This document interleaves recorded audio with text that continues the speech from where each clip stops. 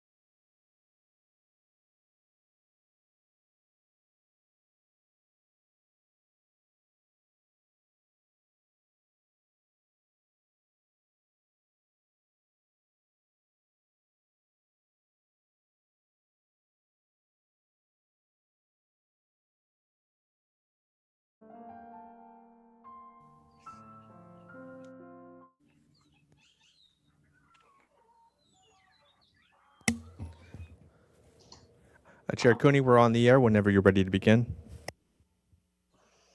Thank you, Mr. Villalobos. I will call the meeting of the Santa Barbara County Planning Commission to order and begin our meeting as always with the Pledge of Allegiance. If you'll please join me. I pledge allegiance to the flag of the United States of America and to the republic for which it stands, one nation, indivisible, with liberty and justice for all.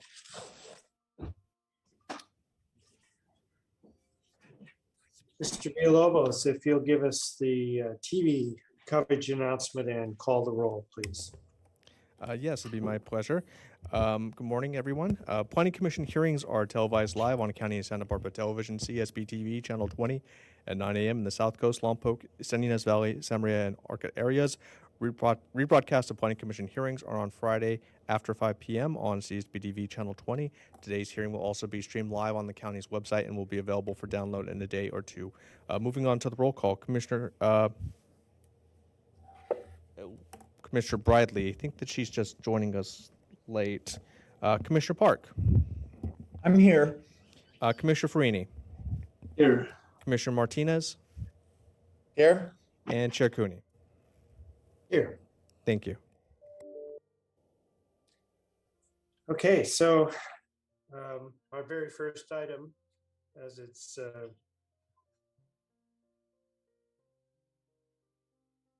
been the case circumstances of the COVID-19 state of emergency.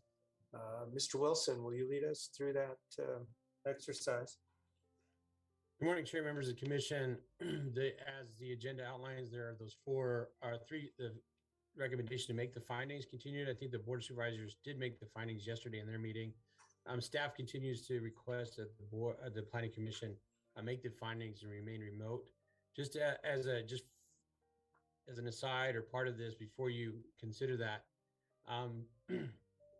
we are within the 30 days from the last motion to make these findings. So if we make the findings today, it would take us to May 4th. We had agreed to continue to put this on the agenda in case the Planning Commission wanted to pivot and go into in-person.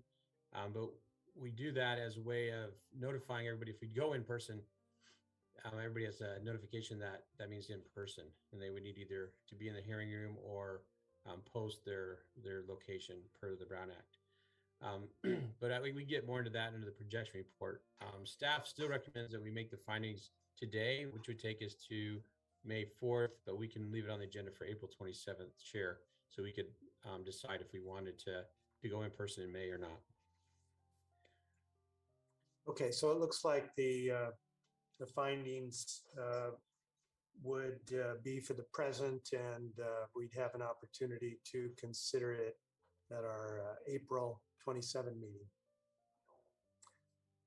Is there a planning commissioner who would make the motion to reconsider the circumstances and adopt the findings necessary?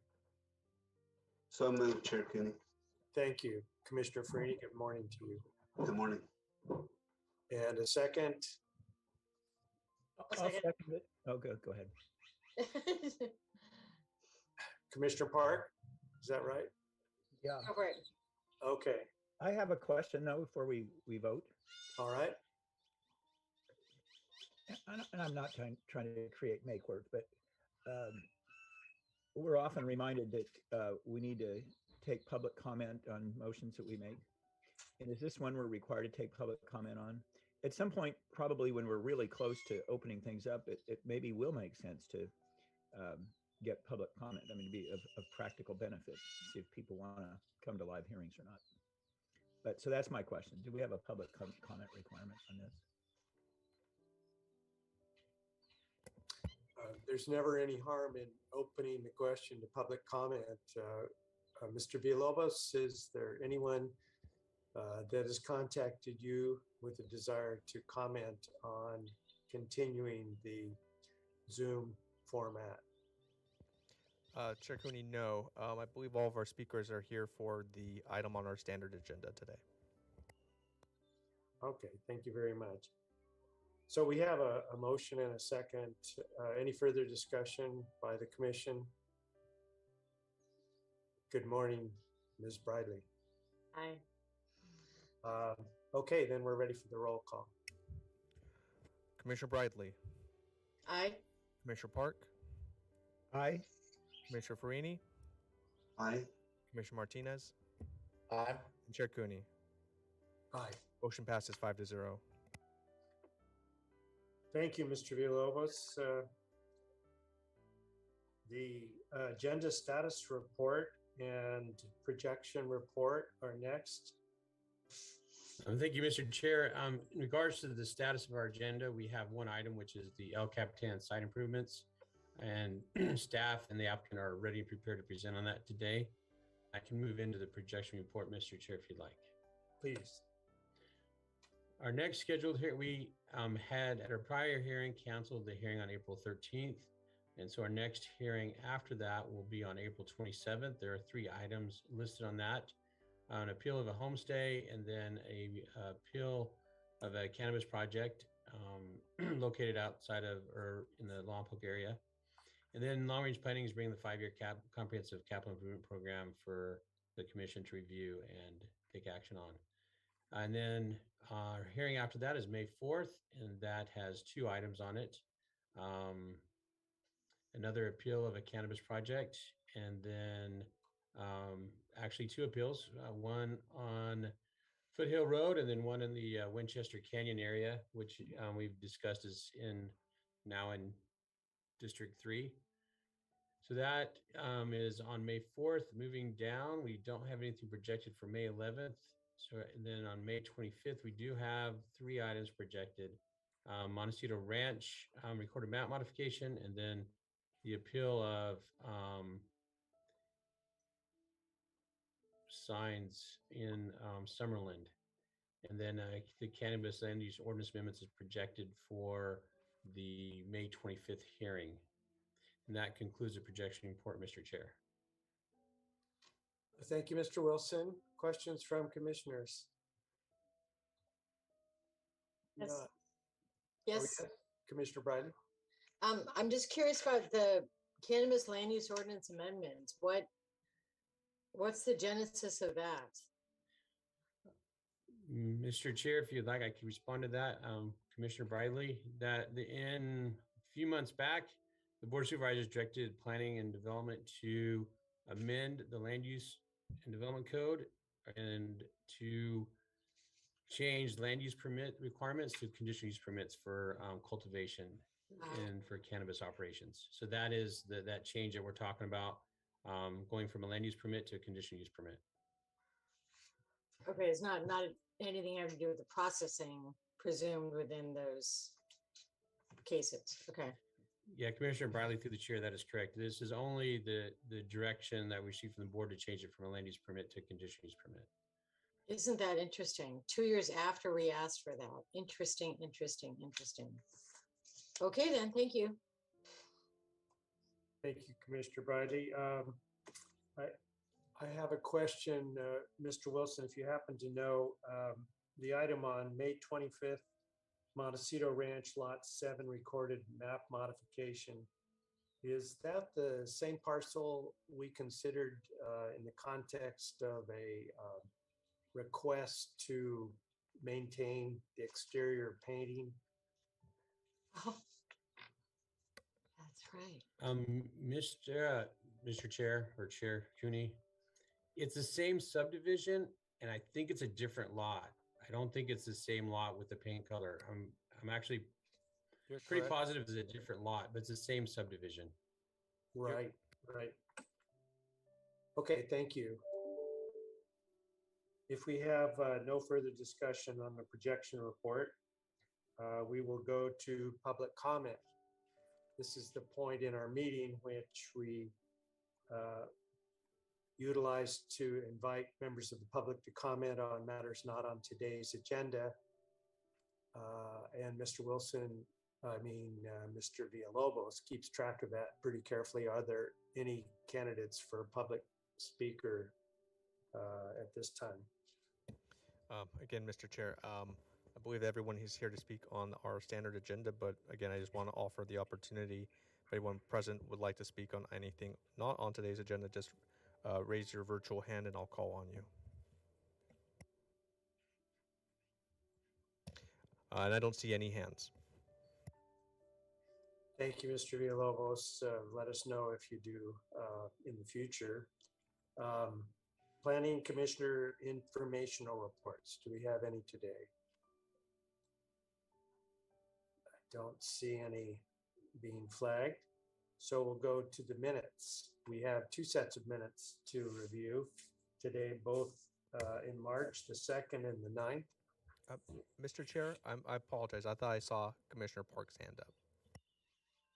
Good for you. I am not seeing it on mine, but It's 'cause I lowered it. I lowered it after you moved on. okay. Commissioner Park, do you have a comment? I do. I want to report on something. I could do this at the director's report time, but it's probably better now because that's really more for questions.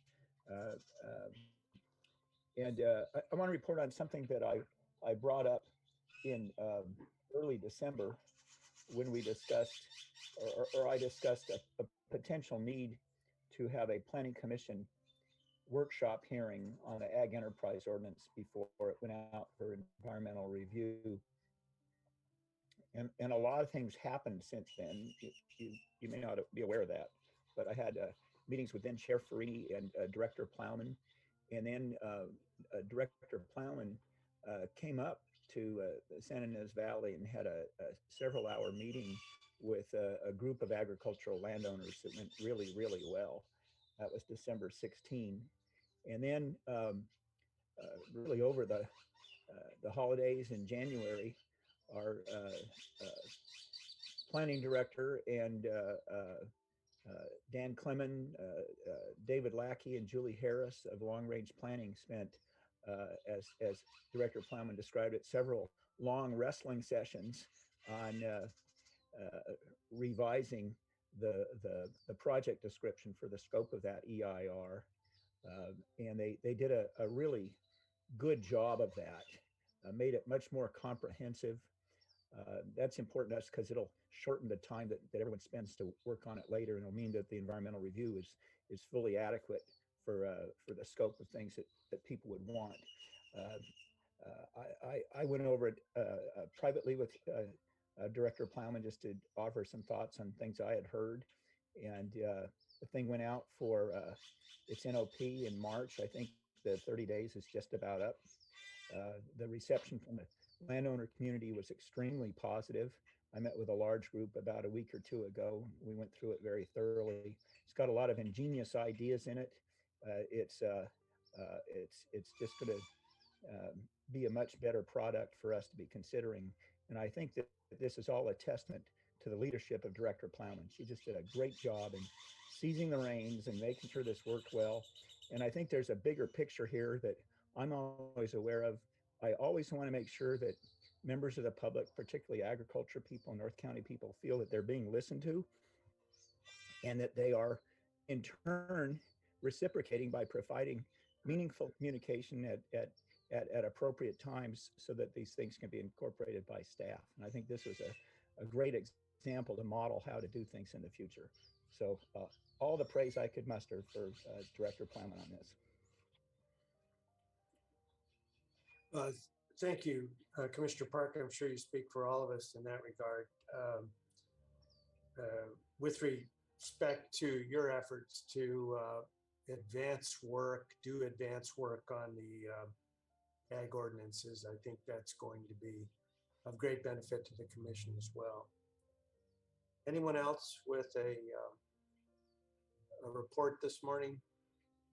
Okay, I think we're then ready to go to the minutes of March 2nd. Any changes, corrections, or a motion to approve? Commissioner Briley? Oh, I didn't mean to, but I'll move to approve them. In fact, I'm not even finding a typo. Of course. I move to approve as submitted. I'll second. Thank you, Commissioner Farini. Roll call, please. Commissioner Brightly, Aye. Commissioner Park, Aye. Commissioner Farini, Aye. Commissioner Martinez, Aye. Chair Cooney. Aye. Motion passes 5-0. Thank you, Mr. Villalobos. March 9 was the next set of minutes presented to us this morning. Anyone have comments, changes, or a motion to approve these? Commissioner Martinez. Yes, thank you, and good morning to everyone. I was just reading over these minutes, and I didn't see any mention in regards to the discussions regarding Arctic cold as to our mentioning of the traffic report and how we were assured that the traffic report, there should be no, that there was going to be no congestion caused by this project due on the traffic report. And I'm just really concerned about that issue, but I didn't see any mention that it was actually addressed, and the reassurance was given by those who did the traffic study that and the traffic acceptance that that's not going to happen. And I just think that should be mentioned in here because that's a big issue out there. And even afterwards, some people mentioned it to me, but that was just in passing. I was going to ask if that could be included within the minutes that we did address the traffic and it was reaffirmed. If that comment could be made. Thank you. Mr. Wilson, in the case of the minutes of March 9, to take into account the concerns expressed by Commissioner Martinez, would it be best to refer that back to staff and be represented to us at a future meeting? Mr. Chair and Commissioner Martinez, that'd be my recommendation. If we wanted to include that, we would want to make sure two things: that it adequately reflects whatever was said at the hearing, and that we have staff review it to make sure it's accurate. So that those, I would recommend deferring that to the next hearing and let staff to review the tapes if necessary, and make sure that we have it accurate as far as what was said. Good. Thank And Commissioner Martinez, if you would check in with staff, if it expresses or even propose a specific insert for that information. Yes, I'll do that. And if I could ask that if the particular staff that I need to communicate, if they could send me an email and I'll contact them directly. No problem. Mr. Chair, can I just add something really quick for Commissioner Martinez's benefit here? So typically, the way that the minutes are drafted are they're directed towards the action. They're not intended. They have not historically been intended to act as a transcript of the hearing. So, but if the commission as a whole would like wants to include comments on that staff is happy to do that. But that's to just clarify, Commissioner Martinez. That's why those comments were not there. This is the minutes that's historically not intended to be a transcript of the proceedings. Yes, and I think there have been times in the past, Mr. Villalobos, where there have been amended minutes to take into account matters of substance when they've been a particular concern to one or more commissioners. So working with Commissioner Martinez, if there is an amendment to be proposed, we can certainly consider it at our next meeting. But thank you for that clarification, Mr. Villalobos. So, Mr. Chair, did you want a continuance of that action of approving those minutes into the next meeting so he can work with staff on that? Yes, please, Commissioner Bridley. Okay, so I would move to continue the approval of the minutes of March 9th to our agenda of April, well, I guess it's April. 27. Thank you. I would second. Okay, thank you, Commissioner Martinez. Roll call, please. Commissioner Bradley, Aye. Commissioner Park, Aye. Commissioner Farini, Aye. Commissioner Martinez, Aye. and Chair Cooney. Aye. Motion passes 5-0. Okay, so we're ready for the highlight of our morning, the director's report. Ms. Plowman, good morning. Good morning. Very drum roll. good- There's practically this is a a- drum roll. Right? This is a good morning for me. Oh, she's blushing. I do really want to thank Commissioner Park for his remarks and also thank him for putting the effort and taking the time to work with us closely on it so we could make sure we hit the mark with our revisions. And and for him organizing the meeting with the agricultural group that I met with in December. It's just been a good coordinated effort, and so I very, very much appreciate that. It's good to have an ambassador out in that community, helping helping us navigate and helping to explain some of what's happening in the process. So, my thanks and appreciation to Commissioner Park. So I just have a few items today in the director's report. Regarding the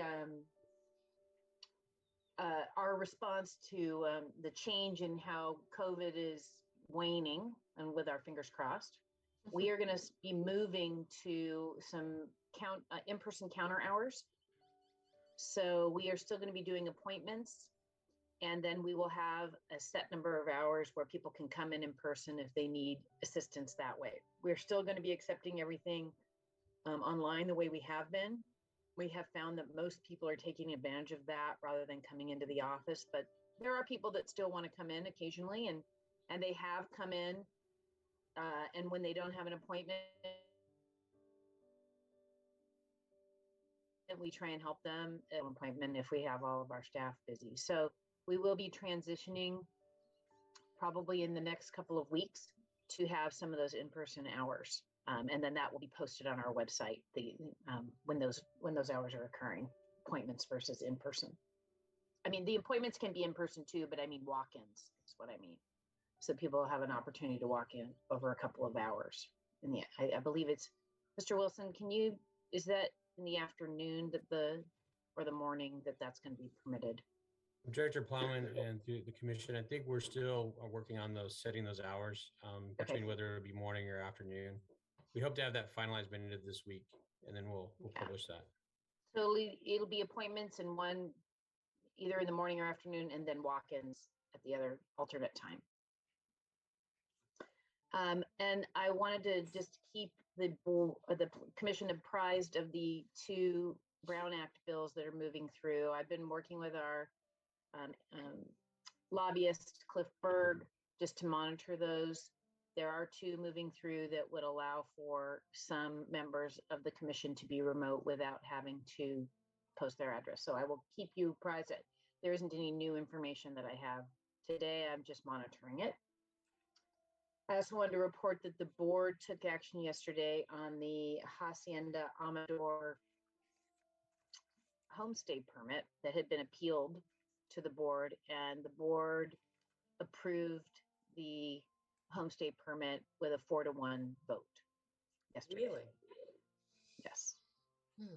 Yes. And then next week we have our budget hearings. So we will be at the Board of Supervisors on Tuesday, the 12th, and we are the second functional group that'll be going. So I expect we'll probably be in the afternoon if you're interested in watching that. We had planned to go to the board with our work program for long-range planning on the 5th, which was yesterday. But we're having to make some adjustments to our resource allocation. So we are going to be going to the board on the 3rd of May. So if you're interested in watching that, that is the current plan that we have. And after we reassess and reallocate, I can certainly report back to the commission on what changes have been made in the work program to accommodate some scheduling issues. And I can do that in the director's report. In terms of future board items, we have the Orcutt gas station also going on the 3rd of May, that appeal. And then We have a couple of appeals on the 17th of, I'm sorry, we have Keysite 3 on May 10th. That's going back to the board for, that had been continued at the board. And then on the 17th, we have 3 items. We have 2 appeals. One is an appeal of a single family home and the other is an appeal of an ADU. And then we have Santa Barbara Ranch, which is the development up on the Gaviota Coast. We have a development agreement that we have to find the developer to be in compliance with. And that was a continued hearing. So we will be finishing that hearing on the 17th. Then we have 2 appeals at the board, the Creekside appeal, which is a cannabis appeal in Carpinteria, that's on the 24th, and the Everbloom appeal, which is also on the 24th. So that concludes what I need to report, and I'm happy to answer any questions. Ms. Clement, I wonder if you could just share with the commission a couple of your long-range observations regarding the commission's workload in the coming weeks. Sure. I know that it's a little bit light in April, but it is been reported to me that there'll be numerous items that will be coming in May. And so there's, it just depends on the timing of when applicants respond and when staff reports can get prepared. So there's a lot of things that need to line up for the staff to be able to schedule an item on the Planning Commission's agenda. And it just so happened that there was a kind of a gap in time where things weren't coming together with all of those items. And so there's this lull that we're seeing in April, and Secretary Wilson can certainly reflect on that as well. But I've been informed that there's going to be more activity and more items on the agenda in May. Secretary Wilson, is that a fair representation? Mr. Chair and Judge Plowman, that is my understanding as well. We've been balancing taking numerous appeals to the board, and which is staffing allocation, being able to balance going to the board and Planning Commission. So my understanding is there's going to be another wave of applications coming through the Planning Commission in May and June. So I anticipate hearings to start filling up again. Okay, thank you, Ms. Plowman and Mr. Wilson. Any questions from commissioners before we leave our directors, secretary? Not seeing it. There is one more thing I wanted to announce that I forgot to at the top of my report, and that is we have brought on our new assistant director that replaced Steve Mason, who retired in September, and her name is Elise Dale. She has worked in the planning field for well over 30 years in Santa Barbara County, and in fact, she worked for the county for a number of years in various capacities. And she was at one time the administrative deputy for the division, and then has also done consulting for us over the years. So we're very happy to have her back on board. She started yesterday, and so you may be seeing her when we're all in person and back in the halls. Great. And that's all. Thank you, Ms. Plowman. Thank you. Have a good meeting. Thank you. Oh, it looks like, is there a hand up from Commissioner Park? There is. I just want to make a request of you and also of County Council. You have some new hires, and this is an example of that. And if you could just find time in a report or sometime, take a few minutes and just describe to us how the department is kind of organized at the management level, and who's who and what they're doing. That would help me out, just because I'm getting old and forget things. And I'd request the same thing at County Council, because we have some new people in County Council that are working with us, and we've had some promotions of people that have been working with us for a long time, and it's just be nice to kind of explain who's who and what they are. And I'm not asking for a long report, just take a few minutes, kind of introduce everybody again. Happy to do that. In fact, I can make that a part of my next director's report. I really appreciate it. Sure. Thank you, Commissioner Park. Okay, with nothing further, let's get started on our standard agenda. Mr. Villalobos, can you read item 1 in the agenda? Yes, thank you, Mr. Chair. The following is a hearing on the request of the California Department of Parks and Recreation to consider case numbers 20 DVP 8, 20 CDP 63, and to consider the environmental effects of the project as shown in the mitigated negative declaration dated April 9, 2018, prepared and adopted by the California Department of Parks and Recreation.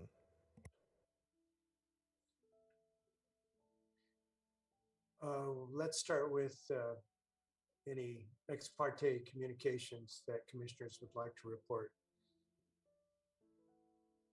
Commissioner Park? Yeah, this will be a little disorganized. I got the materials late last week and then found time on this Monday in the afternoon, some unexpected time to go on out there. So I drove out to the site and I received a call just as I was leaving from someone at the Goleta Coastal Conservancy, and I forgot who it was. I forgot her name, but anyway, when I got there, I encountered two people that were very helpful to me. One was Ranger Officer Erica Buckley, a very nice person. She told me she had pictures of her grandmother out there, which was pretty cool. And then I also encountered Donna Stenauer, who's on our Montecito Planning Commission and also on the Gaviota Coastal Conservancy, who spends a lot of time. And so she showed me around a little bit. I walked the trail down the road, spent some time. Then after that, I had a phone conference yesterday with Dina Bellman, which was also very helpful. Dina's of State Parks planner, and that was about an hour long. And if I've left anybody out, I apologize.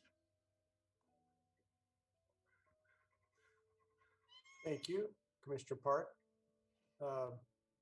Commissioner Bridley.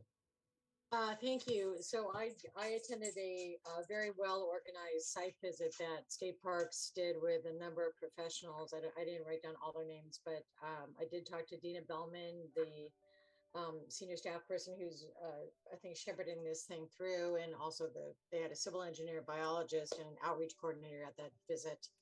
I think that was last week. I'm sorry, I didn't write down the date. And then yesterday, I also spoke with Dina Bellman with State Parks, and then also with Donna Stenauer, as Commissioner Park noted. That's it. Good report. Okay. Anybody else? I did not have a chance to go to the site. I was not included in any invitation by State Parks or otherwise, but I have been to the site a handful of times over the years, so I'm generally familiar with the layout. I did also receive a call yesterday from Montecito Commissioner Stenauer. Okay, doesn't look like anyone else has it, so we'll turn to staff for the presentation. Thank you, Chair Cuney, members of the commission. I am here today to present the El Capitan State Beach Entrance Improvements Project for the commission's consideration. Let's see.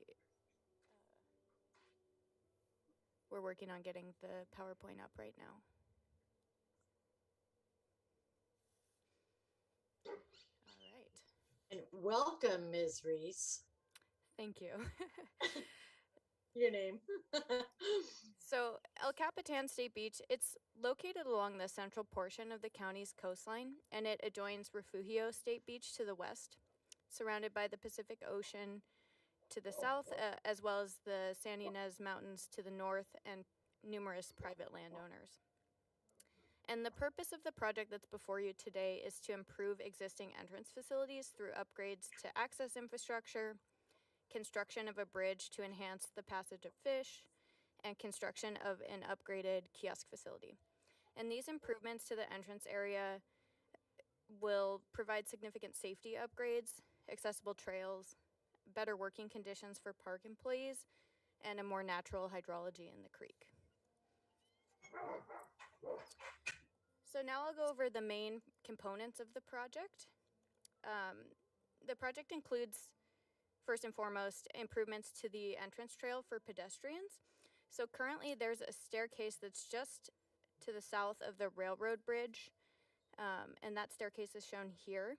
And a pedestrian to access the trail has to take that, and there's no sidewalk existing leading up to it on site. So what the applicant is proposing is a more accessible trail segment shown here in gray, without any stairs and with a concrete sidewalk on site leading up to it, just to improve accessibility, especially for those with strollers, wagons, wheelchairs, that sort of thing, people going down to the beach. There's also, more often than not, pedestrians that are using the road on site instead of the trail, and that results in conflicts with vehicles and also unsafe conditions. So this new segment would help to remedy that, and there's also signage proposed to direct people onto the trail. In addition to that, the applicant's also proposing to rehabilitate the existing trail that segment connects to, with a stacked rock design, because currently it's just a dirt trail, and often during storm events there's channelization of that trail, which results in erosion and an uneven walking surface. So that would help to remedy that situation.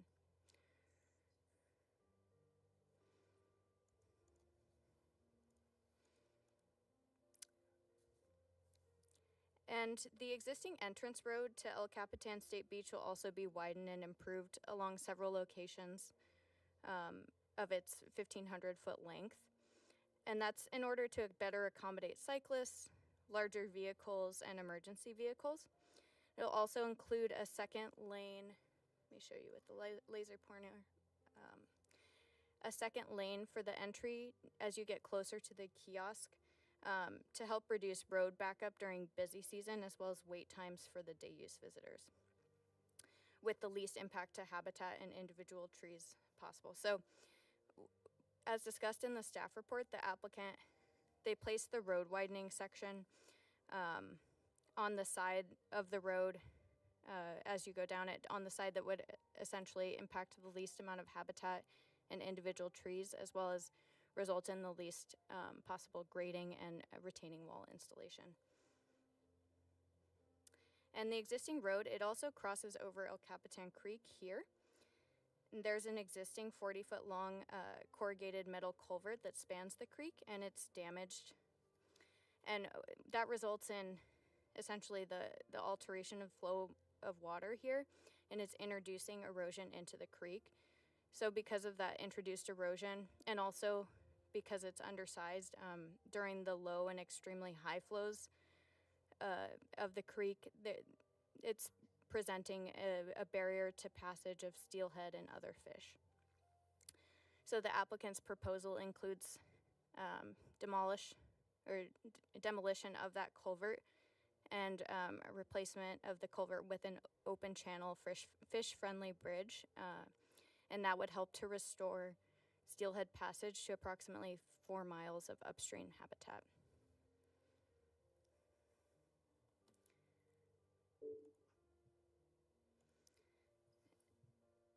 Tree removal and habitat impacts are reduced in this project by design and with the implementation of mitigation measures. But nonetheless, the project does include some tree removal and impacts to trees that will remain in place, as well as habitat impacts, in order to replace that damaged culvert with a bridge and also to widen the road for safer, improved access. And I know there were a number of questions that were raised in various comment letters about tree removal. So staff provided a memo yesterday clarifying that the site plan, it shows a few dead trees and multi-trunk trees, as well as 2 trees that were erroneously noted as to be removed. which resulted in tree removal being overcounted by some. But State Parks has provided updated site plans with clarifying notes on those trees, and those were attached to the memo as well. So what was analyzed in the habitat mitigation monitoring plan and the staff report was 21 trees for removal. But since those documents were prepared, the applicant actually identified 2 additional trees that no longer require removal, thus reducing the likely tree removal from 21 to 19. And 4 of those trees are non-native species that don't necessitate replacement. So therefore, we're looking at the removal of 15 native trees and replacement of those trees at a 10-to-1 ratio. And for the oak tree that no longer will necessitate removal, that'll increase the potentially impacted trees to from 16 to 17. So when I say potentially impacted native trees, that means that there's potential encroachment into the critical root zone. But those trees would be replaced at a 10-to-1 and 3-to-1 ratio, depending on replacement size of the plant, just in case they don't survive. But they will be monitored for 5 years. And that all said, the applicant continues to propose a total of 225 replacement trees, even though the ultimate number of anticipated tree removals has been reduced. So in addition to the mitigation for tree removal, the project also includes restoration of temporary impacts to habitat at the project site in place. And the project will also permanently impact approximately a half-acre combined of sycamore oak riparian woodland and coastlive oak woodland, and that'll be restored at a 3-to-1 ratio consistent with the Gaviota Coast Plan. And lastly, the project involves removal of the current entrance kiosk and office buildings and replacement of those buildings with a single structure located in approximately the same location. And this is a rendering of that proposed building. There's a net increase in structural development of approximately 100 square feet to accommodate an accessible restroom and improve working conditions for the employees there. So as is discussed in the docketed staff report, the proposed entrance improvements are consistent with all the applicable policies and revisions of the comprehensive plan, including the coastal land use plan and the Gaviota Coast Plan, and with all requirements of the Article 2 coastal zoning ordinance. And the staff report particularly focuses on analysis of policy consistency for aesthetics, biological resources, water quality, and grading and erosion control, as well as coastal access. The environmental impacts for the project were analyzed in an MND that was prepared by State Parks, who's the lead agency for the project. And they adopted a final MND on April 9th, 2018. It identified potentially significant impacts to aesthetics, biological resources, geology and soils, land use and planning, noise, recreation, and utilities and service systems. And the MND also included the application of mitigation measures to reduce all of those potentially significant impacts to a less than significant level. There were also various avoidance and minimization measures that were included in other environmental factor areas where impacts were already anticipated to be less than significant. And that 2018 MND with all of those discussed measures is included as attachment C to the staff report. So your commission's motion should include the following to approve the project, to make the required findings for approval specified in attachment A to the staff report, including the CEQA findings, to consider the environmental impact or effects of the project as shown in the MND from 2018, prepared by California Department of Parks and Rec as the lead agency, and determine that none of the conditions in the CEQA guideline section 15162 requiring an additional environmental document have occurred. And lastly, to approve the project subject to the conditions that were updated in the memo dated April 5th 2022. And the only change from the staff report there is the date of the attachments since the site plans were updated. And that completes staff's presentation. Staff is available for questions, and we also have the State Parks applicant team available, including Ms. Dina Bellman, the district planning chief. We have the project manager, civil engineer, and a few natural resource specialists here as well. And they're going to be providing a brief presentation and are available for questions too. Okay, thank you, Ms. Reese. Are there questions of staff before we turn to the applicant? Commissioner Bridley. Thank you, Chair Cooney. Very good staff report, Ms. Reese, by the way. I think it was a pretty complicated project, and I really appreciate your succinct summary of everything. The one part that I honestly just may have missed it because I was reading through stuff last night at midnight, is have the offsite restoration areas that are required, per Gaviota Coast Plan, but also, all the CEQA requirements. Are those identified as part of this project? Because I seem to remember part of the documentation saying that they haven't quite been identified. There was a discussion of Gaviota and Refugio state parks as being potential receiving sites of the offsite mitigation. And I'm just wondering if that is tied down or that's left as a condition to find and demonstrate, as part of the project implementation. Mr. Chair, Commissioner Bridley, the habitat mitigation and monitoring plan provided by the applicant identifies all of those sites, and they've placed them on Gaviota State Beach along Gaviota Creek there.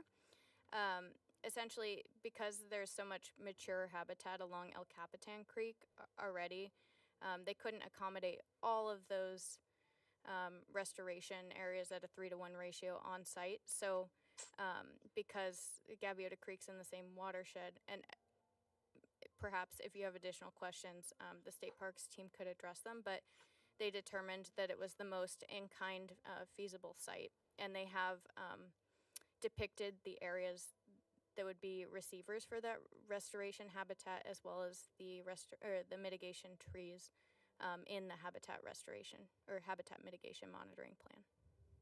Okay, I probably didn't get all the way through to it because I saw the discussion about not having space, on the park. But I guess I just want to be sure that that offsite mitigation is actually covered in this development plan and CDP. It's not like they would have to come back and do something separate for those offsite locations, right? Mr. Chair, Commissioner Bridley, that's correct. Thank you. Commissioner Park. Yes, I have a series of questions about the MND, but I want to start with one that's a follow-up to Commissioner Bridley's question about the offsite mitigations and things like that. I note that in your written report, Ms. Reese, it cites a policy regarding restoration. And, it's aside from the tree policy and from visual resources and biological resources, specifically one about restoration. And it speaks to essentially getting conservation easements in areas of restoration. Are the mitigation activities in this project considered restoration? I mean, do they trigger that policy? Are they going to require conservation easements and things like that? Seems like an odd thing for state park property.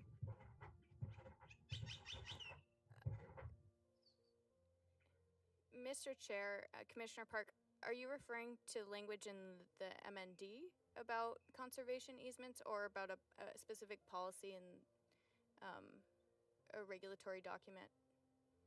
I'm referring to a specific policy that's cited and quoted in your staff report. And when you get to your, when you have your table in the staff report of policies, it's in the left-hand column and then kind of a response in the right-hand column. It cites a policy about trees and moves on to biological resources, and it moves on to restoration. And that's what I'm referring to. Mr. Chair, Commissioner Park, we'll take a look and respond to you shortly. There is, Okay, if so it's, let me move on to my MND question.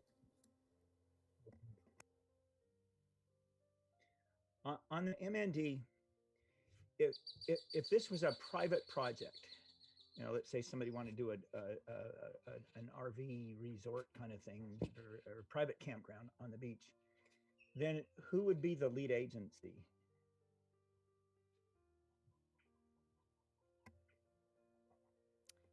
Mr. Chair, Commissioner Park, if it was proposed on private property, the county would Yeah. be the lead agency.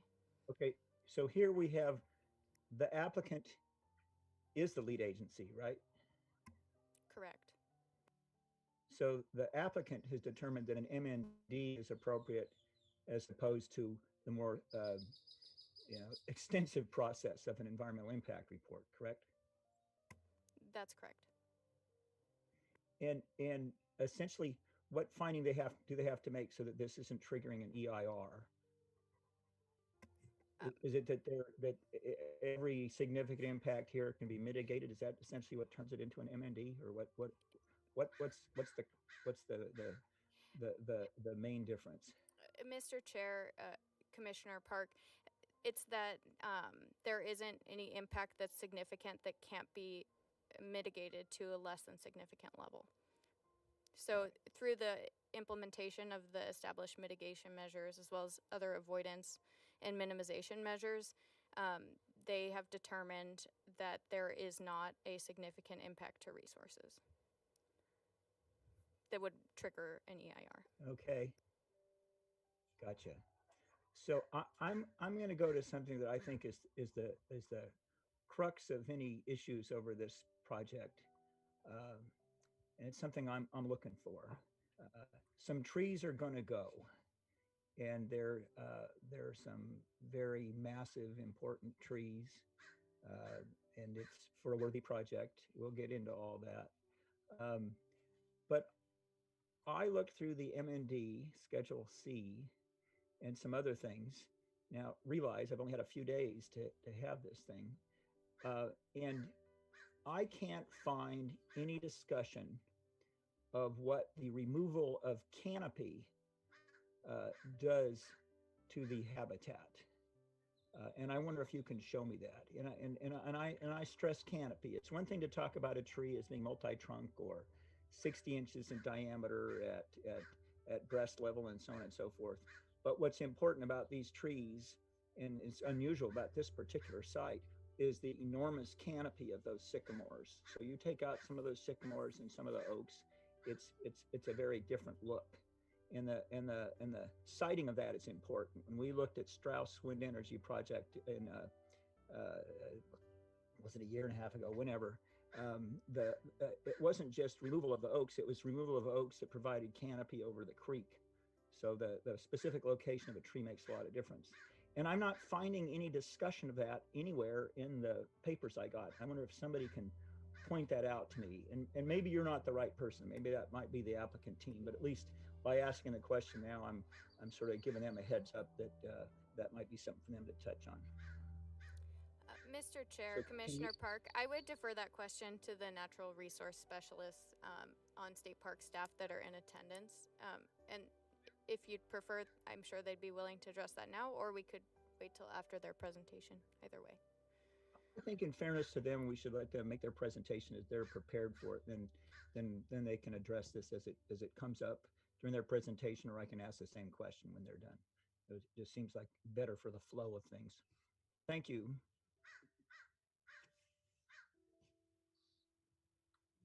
Mr. Park, Commissioner Park, are you finished for the time being with your questions?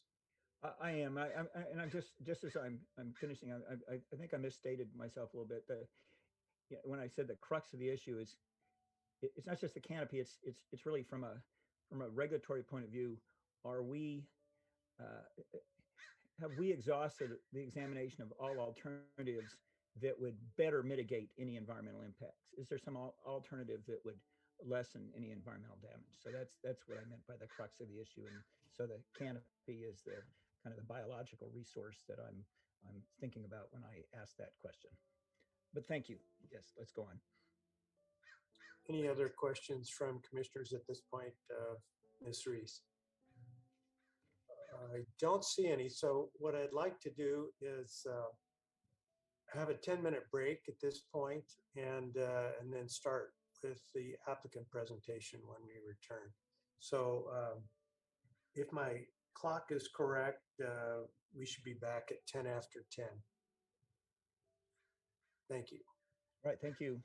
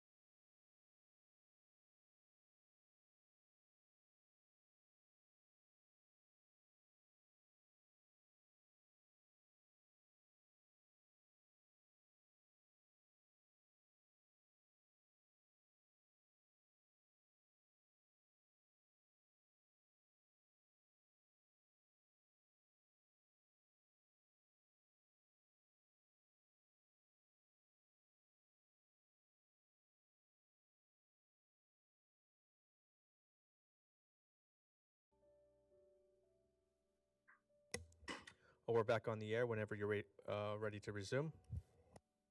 We are ready. All are present.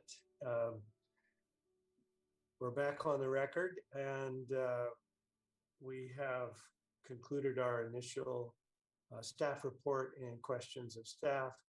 So we'll now turn to the applicant, who will start us off there.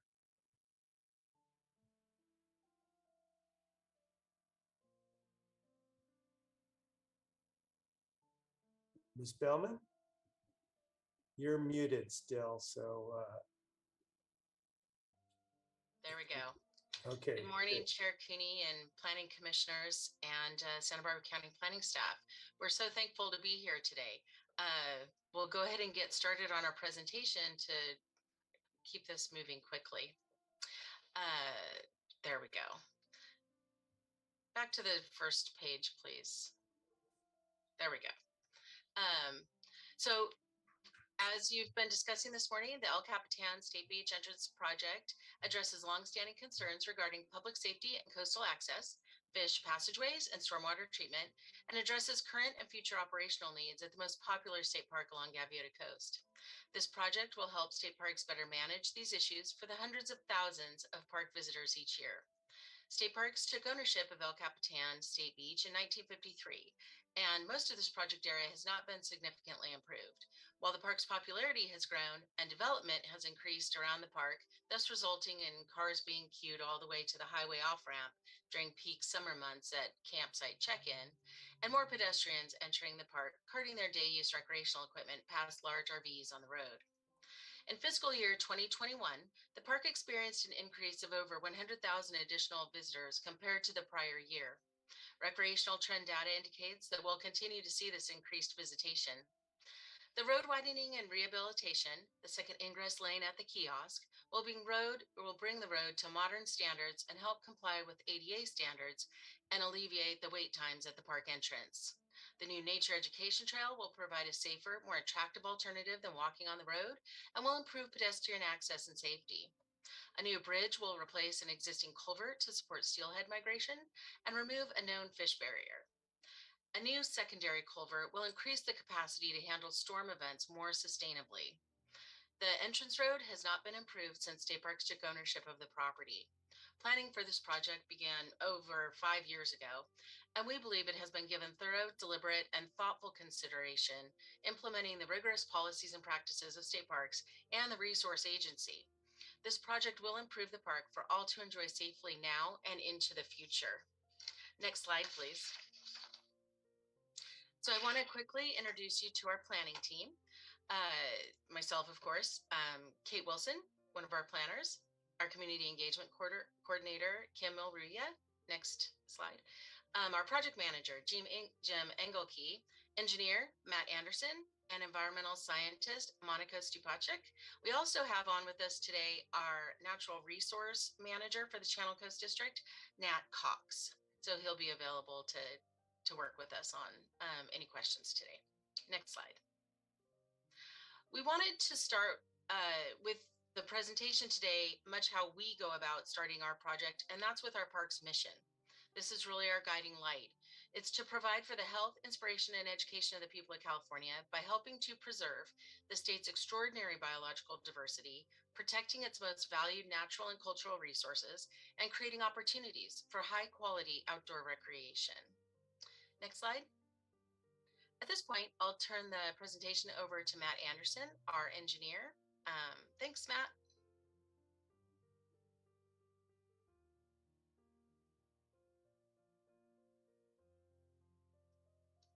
Is he online? There we go. You're muted.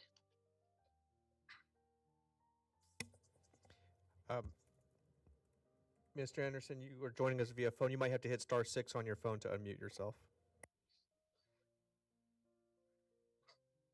There you go. Can you hear me now?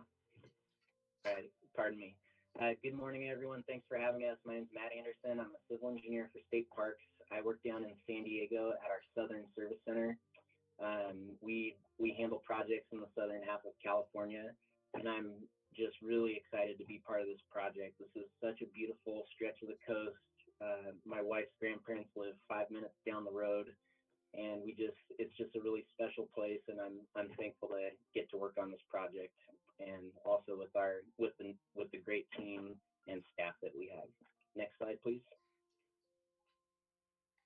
This just gives a real broad picture of project orientation. So you can see El Capitan Beach is south of Highway 101, and our project begins once you get off of the southbound Highway 101 off-ramp.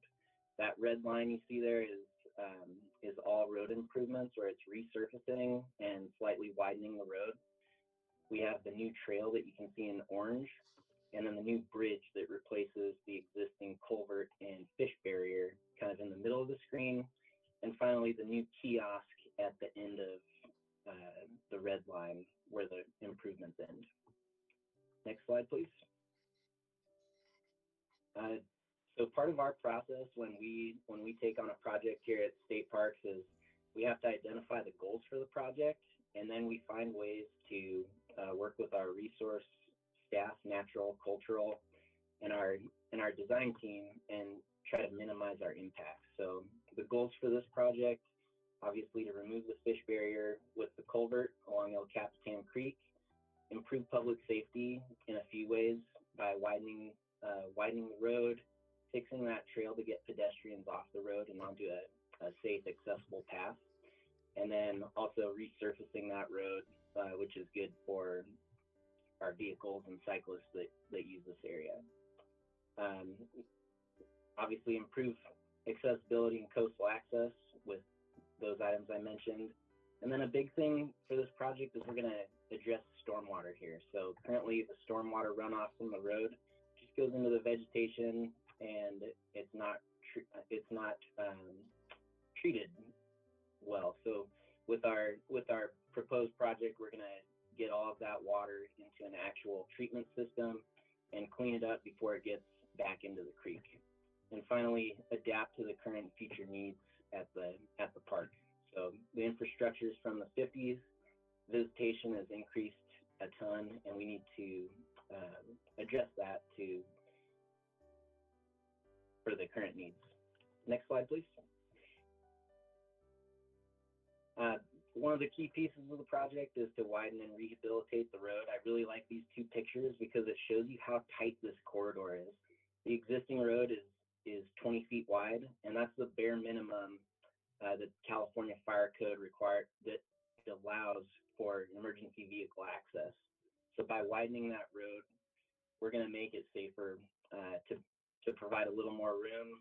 And you can see that dump truck in the picture on the right. You can imagine two RVs passing each other on that lane. It gets tight, and it really does need to be widened up. You can also see the surface of the pavement is highly weathered. So resurfacing that will give it a nice surface for vehicles and cyclists there. Next slide, please. This is a picture of the existing culvert and fish barrier that we are proposing to replace with a bridge. It'll be a full span bridge, and then it'll have a simulated creek bottom, which is the standard of practice for replacing these types of things, to help with the hydraulics of the creek flow. And ultimately, the ultimate goal is to support steelhead migration through this creek. Next slide, please. This is a picture that Ms. Reese shared earlier of the proposed kiosk. The current kiosk is it's very small, it's very old, it's damaged. The turning radiuses aren't right, so sometimes RVs will clip the existing kiosk. So we need to replace that. This is a nice kiosk, nice entry feature for our park users, and to welcome them. It's also accessible for the public and our staff. And then we have part of this improvement will have the two ingress lanes to help reduce that queuing during our peak seasons. Next slide, please. Ms. Reese also did a good job talking about the trail rehabilitation, but this is a picture of a portion of the trail Most of this trail has become entrenched through stormwater channelizing in there and continuing to erode it.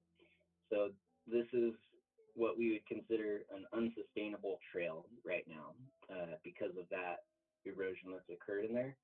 So a big piece of this project is to rehabilitate the trail, actually do a sustainable trail design that's going to last for ages. A little further down, closer to the beach, we actually did a similar trail rehabilitation for a nature trail in the last 10 years, and it's performed really well, and we want to do the same thing here. One other thing that was mentioned is we're also taking this as an opportunity to put in some interpretive elements along the trail to kind of show off some of the great resources that we have at this park. Next slide.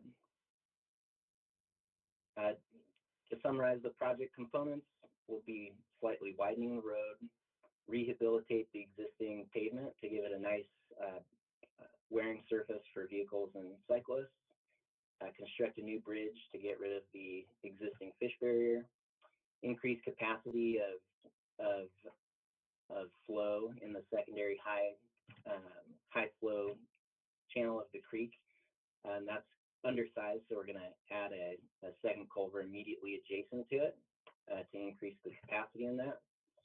Construct an accessible kiosk that's accessible for our staff and the public, and then have that second ingress lane to reduce queuing impacts. Rehabilitate the trail, and then of course treat stormwater runoff before it makes its way back into the creek. Next slide.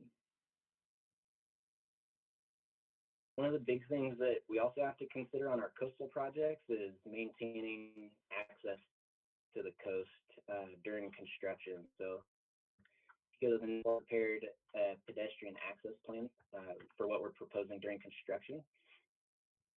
Next slide, please. So once we replace that culvert in the middle of this entrance road, we're going to cut off access for pedestrians the way that they currently go. So we've proposed 2 different routes during construction, and it depends what activities are going on. The blue line uses the existing trail, and this would be the route for pedestrians when road work is being done. They'll walk down the existing trail, cross the entrance road, and then go up a maintenance vehicle road, and then they can get access to the coast that way. When trail work is being done, we would put the pedestrians onto the road. There would be no vehicles on the road other than construction equipment, but we'll have a fencing to separate pedestrians from any type of construction activities. They would cross the road and then go up the vehicle maintenance vehicle road out to the coast. So that's how we would like to address that. And that's all I have. Next is mitigation, and I'll turn it over to our natural resource specialist, Monica Stupacic. Thanks, Matt. I'm going to be addressing the mitigation proposed to address impacts from the project. Next slide, please. So our habitat mitigation and monitoring plan proposes planting of 225 trees, including primarily oaks and sycamores, as well as cottonwoods, walnuts, and willows. All plant material, including seed, container plants, and container trees, will be native and locally sourced. Next slide, please. In order to address temporary impacts from construction activities, we will be revegetating 0.5 acres of coast live oak woodland and riparian sycamore woodland within the project area, which will include hydroseeding, container plantings, and willow cuttings. In order to address permanent impacts from the project site, we'll be restoring 1.7 acres of coast live oak woodland and riparian sycamore woodland. This will consist of tree and container plantings within the El Capitan State Beach Campground, at El Capitan State Beach north of Highway 101, and in Gaviota State Park in riparian areas. And before moving on to our next topic, I'd also like to note how we have worked to minimize impacts to resources from project design and during construction. During design, we have worked to reduce impacts to trees and vegetation by alternating widening of the road on different sides of the road, as Matt has already mentioned. And over time, we've also reduced widening of the road and reduced the length of the second entrance lane. Lastly, we sited the new trail entrance in an area where no trees would need to be removed.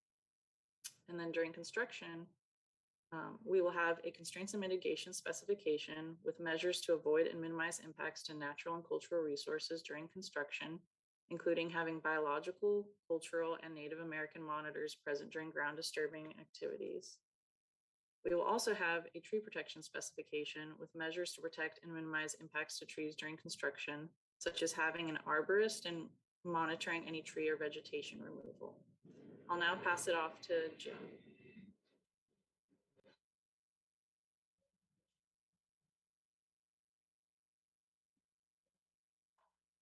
Next slide, please. And next slide, please. Good morning, commissioners. This graphic outlines the timeline of State Parks' internal process to bring the project, the El Capitan Entrance Improvement Project, to construction. First, I'm happy to announce that we have received Department of Finance approval to proceed to bid. And over the next 30 days, we'll be advertising the project, conducting on-site job showing for potential bidders, review the bidder questions that arise and issue addendum as needed, receive bids and analyze for correctness, and finally issue a notice of pending award.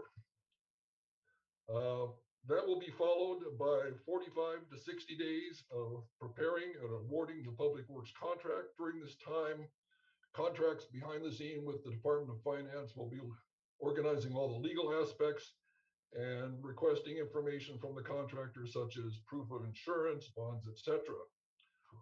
Following execution of the contract, the construction manager will issue a notice to proceed, and that will begin a 35 to 45 day process of coordination with the contractor. That'll include a pre-construction meeting where Monica, as our environmental scientist, and our cultural resource monitors will be on site to discuss the aspects of the project, the constraints that are required, areas of concern, and the implementation of requirements for advance notice for monitoring, etc. The contractor during this time will be providing a schedule of work for review, a schedule of values, and preparing submittals for products so that State Parks can approve those prior to the start of construction. Construction mobilization and construction phase will begin approximately August 1st, and we hope it to conclude in about 270 days. Thanks, Jim. Next slide, please. So this is Dina again. I just wanted to talk for a moment about communications and how we will communicate throughout the process of this project. This slide identifies a number of folks that we've been conducting outreach with. Also, it's a time to introduce that we did create a project website on the El Capitan webpage.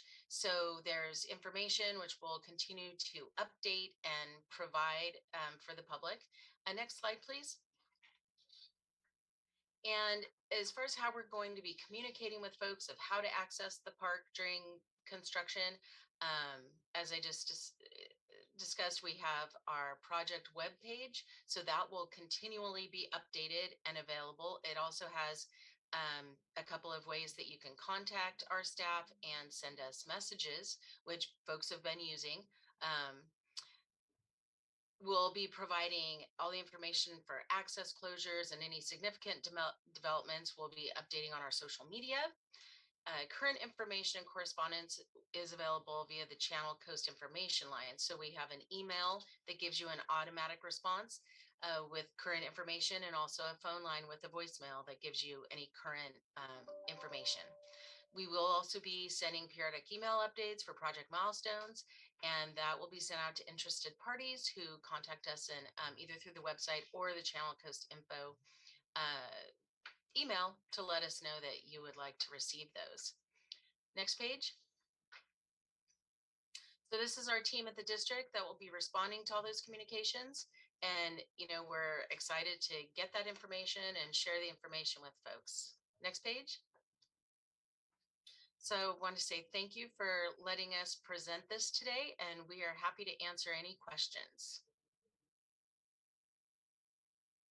Okay, thank you, Ms. Bellman. I'm sure there are questions.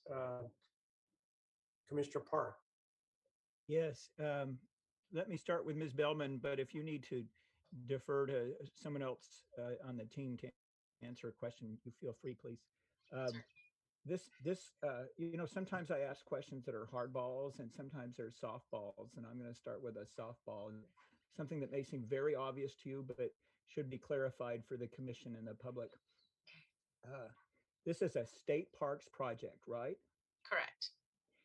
And we often run into state of California projects, but those are Caltrans projects, aren't they? They are a state agency also, but a very different agency than. That's my point.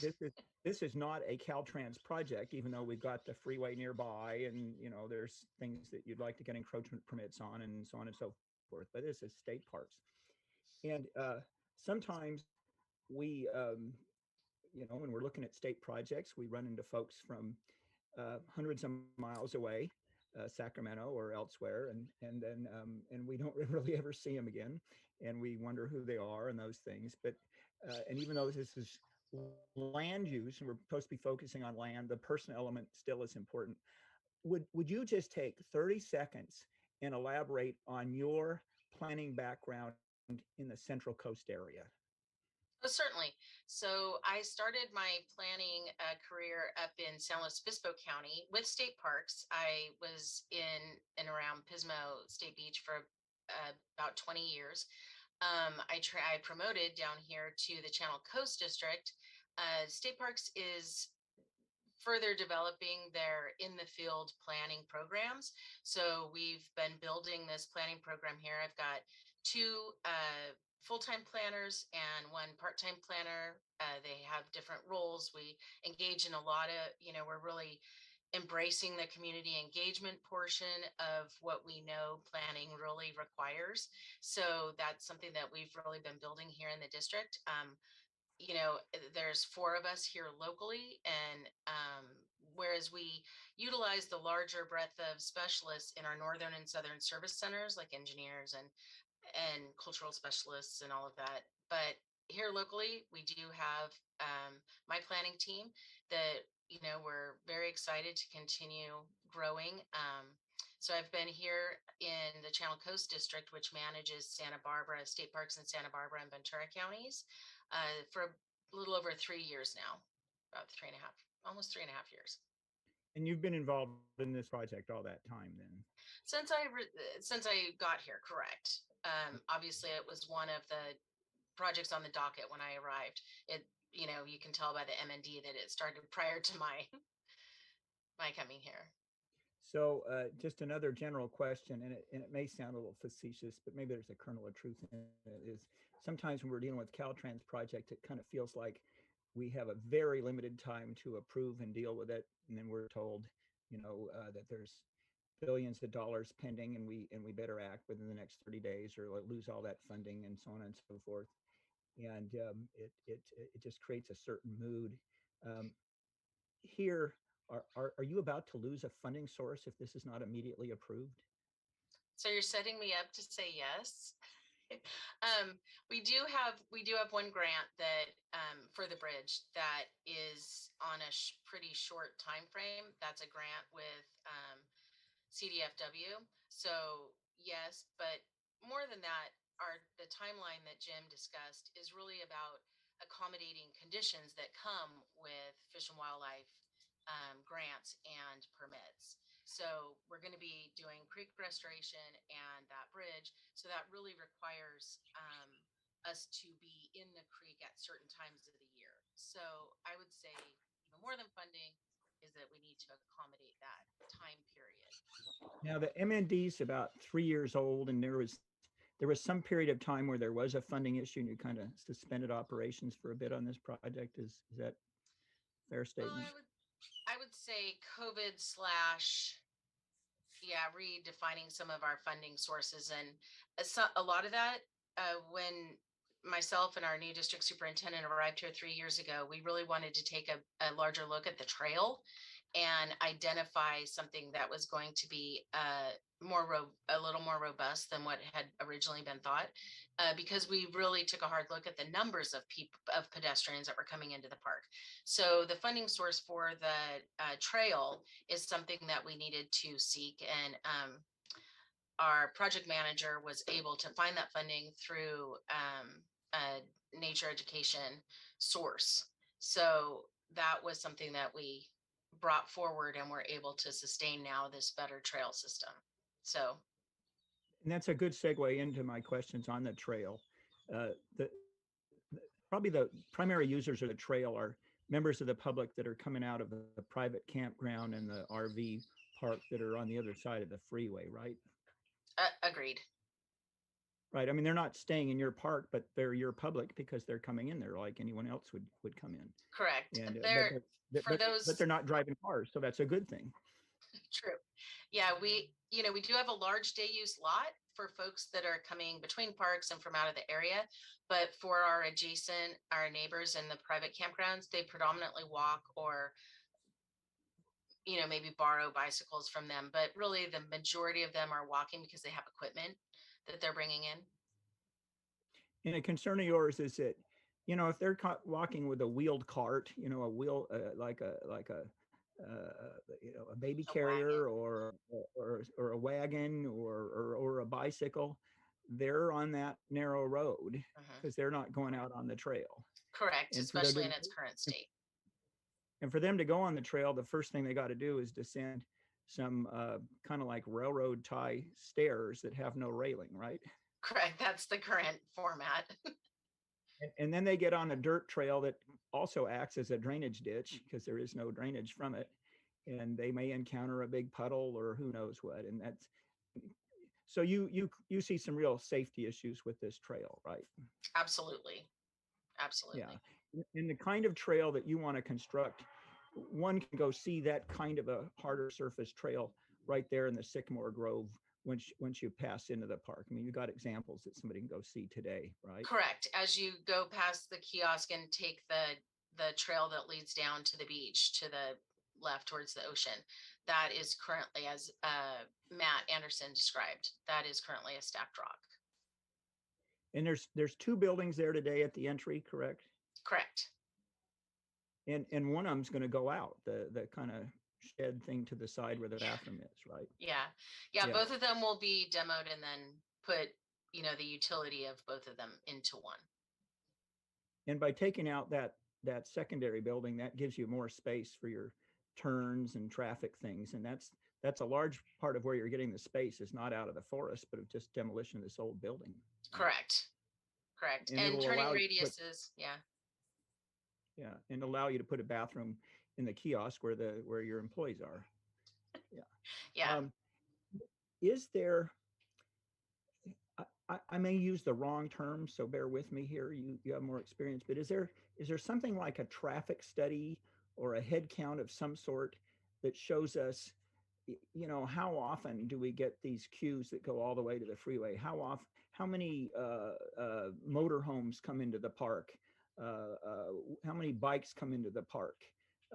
Do we have that kind of a traffic study? I know myself, when I wandered around the campground the other day, I only saw 3 big motorhomes.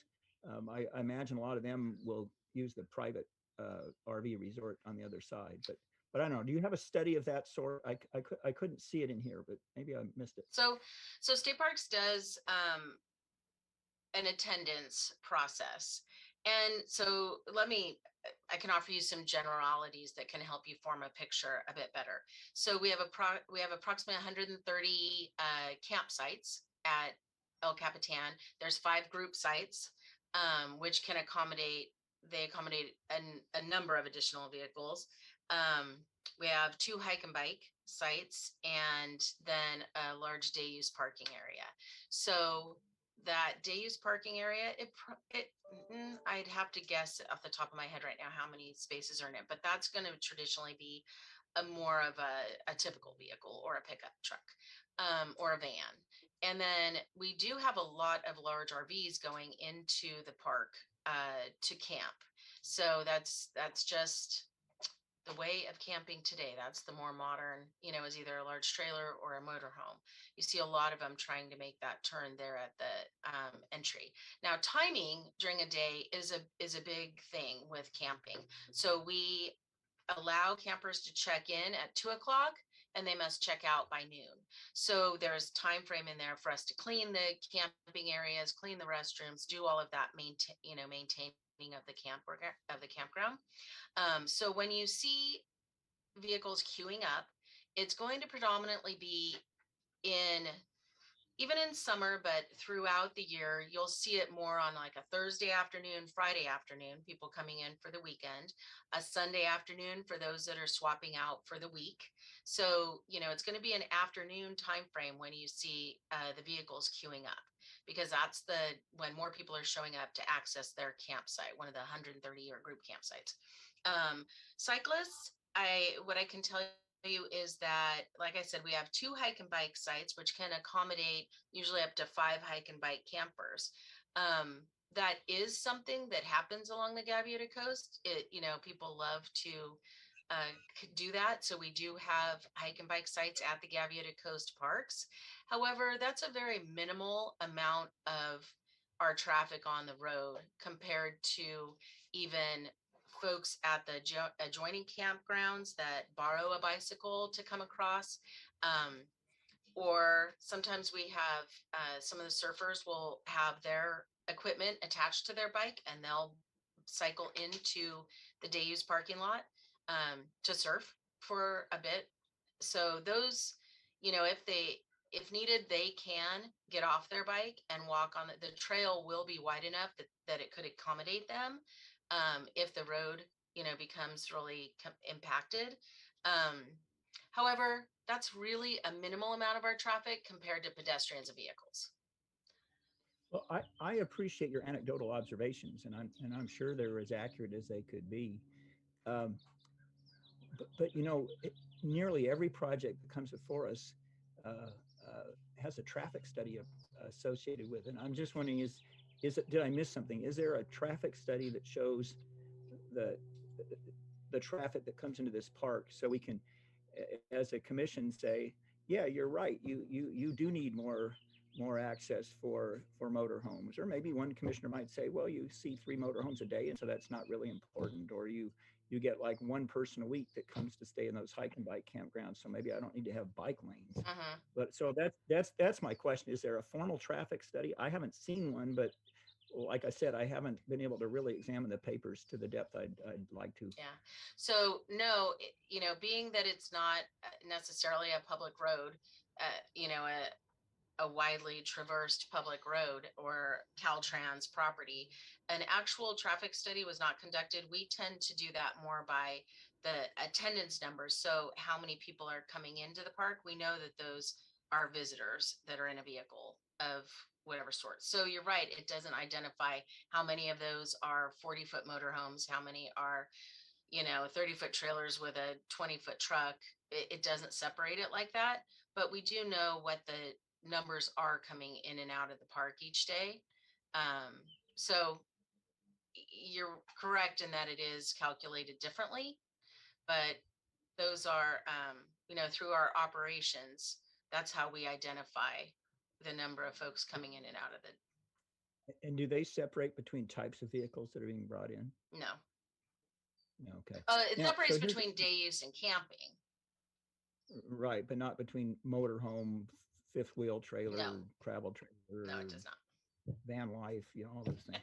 Okay, so another thing that just struck my mind, and I think it's kind of related to this, is we've been talking about ingress all day and haven't spent a whole lot of time talking about exiting from the park up this road. When I look at the slide that was part of the presentation, I think it was entitled Pedestrian Improvements or something, but it had sort of a map of all your roads off to the west. And it showed me something that I noticed the other day when I was driving there. I don't see any emergency exits out of the park other than this road. Are there emergency exits somehow that were if a fire swept in or something that happens, people could get out on 101 from, the west end where all the campgrounds are? So not one that's necessarily open to the public. It's not one that the public could use every day, but there is a back entry onto what is actually the off ramp from the highway. And that is something that, we have residences at that park, and we also have our maintenance operations. So there is an access road that comes in a separate location, but it's not near that front entrance. So predominantly during any emergency, that is the main road that is used because it is the quickest and most efficient access to where the majority of people are. But there is an emergency access. There is an access that is, like I said, off the off ramp. Part of the reason why that is not open to the public is that it is even more limited in the width and height of the vegetation than the entrance road. And if you were to develop that as an alternative entry point, so you wouldn't have to do anything to develop this road or remove any trees, it would mean you're dealing with an entry, aside from those environmental challenges, that comes right off a freeway off ramp, right? It's not, I don't know that we could ever do that because of its location. And I might even say that, if we wanted to improve it in any way that was going to increase traffic, I'm not sure that would ever be approved because of its location. Okay, so here's my last thing, and it's kind of the most important one for me in making a decision on this project, is I want to see the minimum number of trees removed for these worthy purposes. And I look at the MND and the paperwork, and again, I apologize, I can't recite every paragraph, but I've looked pretty carefully. And I see an excellent discussion of the different species that are there and plants. I mean, it's almost, I'm going to keep it as a little reference work for myself when I go to the area. But I don't see a discussion of what it means to remove a sycamore or even an oak with these enormous canopies they have there that are so unusual. I don't see a discussion of what that environmental impact would be. And it leaves me a little wary about agreeing to an MND here and so forth. Can you point to me somewhere in these documents a discussion of what the impact is of the loss of canopy? I'm going to refer to Nat Cox. He's our natural and cultural specialist. And I don't know that the MND includes an actual discussion of that. After you brought it up earlier, I spoke with Monica Stupacek. So I can open it up to both of them. But I know that Nat is our district's manager for the natural and cultural programs. He also manages our tree safety program. So he really is our tree specialist within the district. So if I can put this over to Nat for a conversation about that would be great. And I don't mean to unwittingly limit it to just the MND. If that information is found in the biological resource report or something else where I've missed it, just let me know. But I'm kind of sensing I'm seeing an inventory of what's there without a discussion of that impact. But anyway, let's listen to Matt. Sure. Thank you for letting me speak on this. To your point, there will be some temporary loss of canopy from these removals.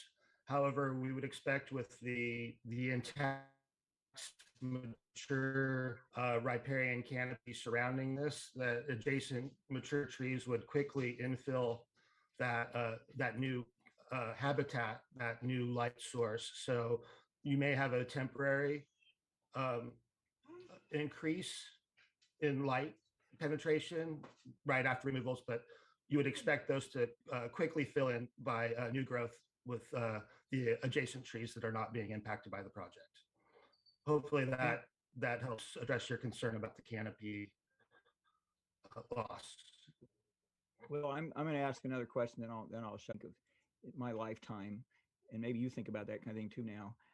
Neither of us are spring chickens. And when you say quickly, when you take out a tree that's got some of those have 60-foot canopies. You mean in a couple of months or a couple of years, or before you and I have grandchildren that are visiting the park, or what? So if you look at those individual trees, the canopies oftentimes are intertwined with each other. You have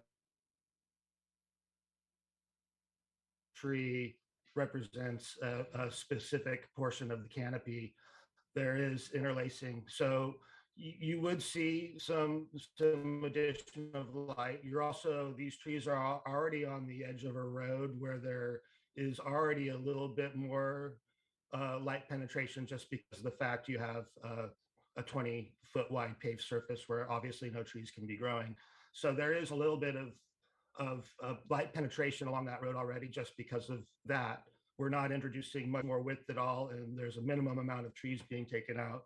My experience working, doing tree inspections in campgrounds, where I routinely inspect every tree every other year for safety, and I've had to remove trees that because of age and other health issues, and I've observed how the adjacent trees recover and fill in that canopy space rather quickly.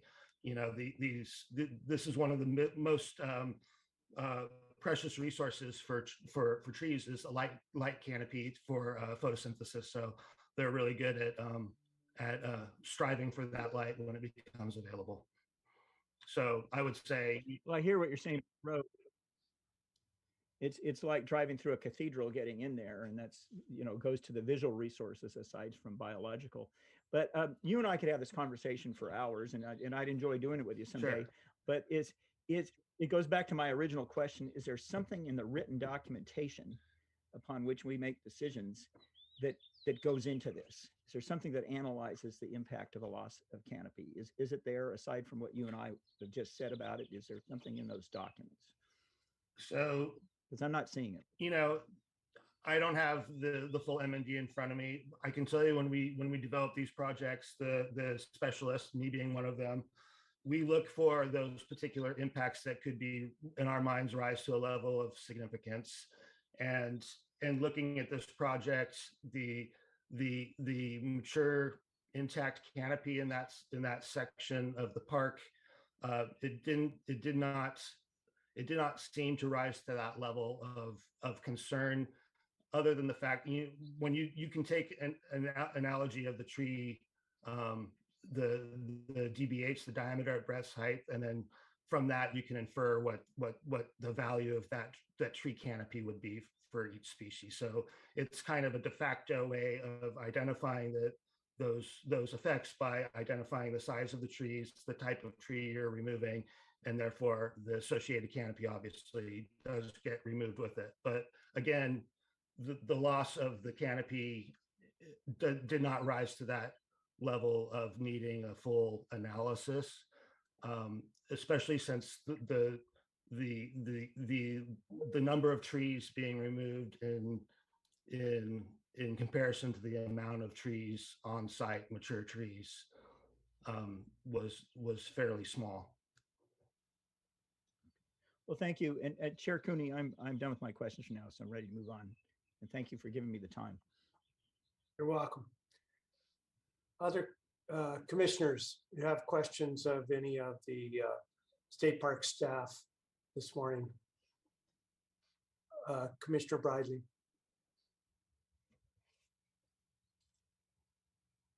You're muted, Laura. Well, Commissioner Park covered about 4 of my 5 questions. So I'm glad that's out there. But one thing that I'm wondering if everybody on the commission would help is just in a very 10,000 foot level to explain how state parks approaches public improvements on your public land. The comments I've had from members of the public and in the letters, they seem to think that this is just willy-nilly. And I having done a lot of public works projects myself for local agencies, the kinds of internal loops that you go through to decide where you put a culvert, where you take out a tree are far more extensive than a private applicant. I'll just make that as a statement. And so I would appreciate understanding how long this thing was in design, and was there an iteration earlier in the design that had more trees removed, and how you adjusted the case to get down to where you are today, even as recently as yesterday afternoon. Certainly. Thank you for that question. Well, I am going to get it over to Matt Anderson, who has been the engineer on the project, so he can certainly tell you his process. Monica could speak to, how we assess the impacts, and, she and Matt work together to figure out ways to design it down. But I'll start with Matt if he's on there. Good morning. That's a great question, Commissioner Bradley. When we start out our projects, like I had mentioned in the presentation, we have our project goals, and then, I take I start out with, this is the gold standard. We got separate bike lanes on either side that are dedicated to bikes, all this stuff, and then we calculate the impacts, and that would have been over double the trees lost for something like that. So then we figured it's just this push-pull of how do we get high quality recreation out there while minimizing the impacts out there.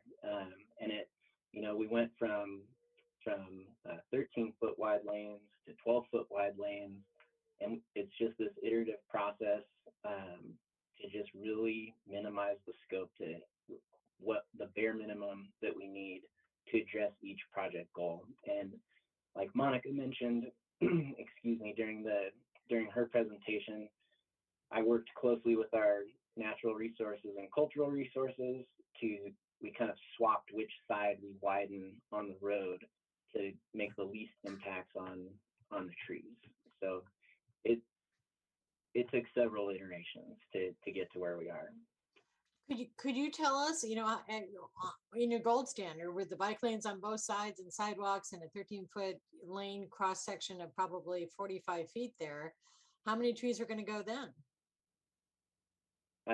Yeah, I refreshed my memory yesterday on that, and it would have been at least an additional 30 trees impacted and an additional 20 trees removed. So about double.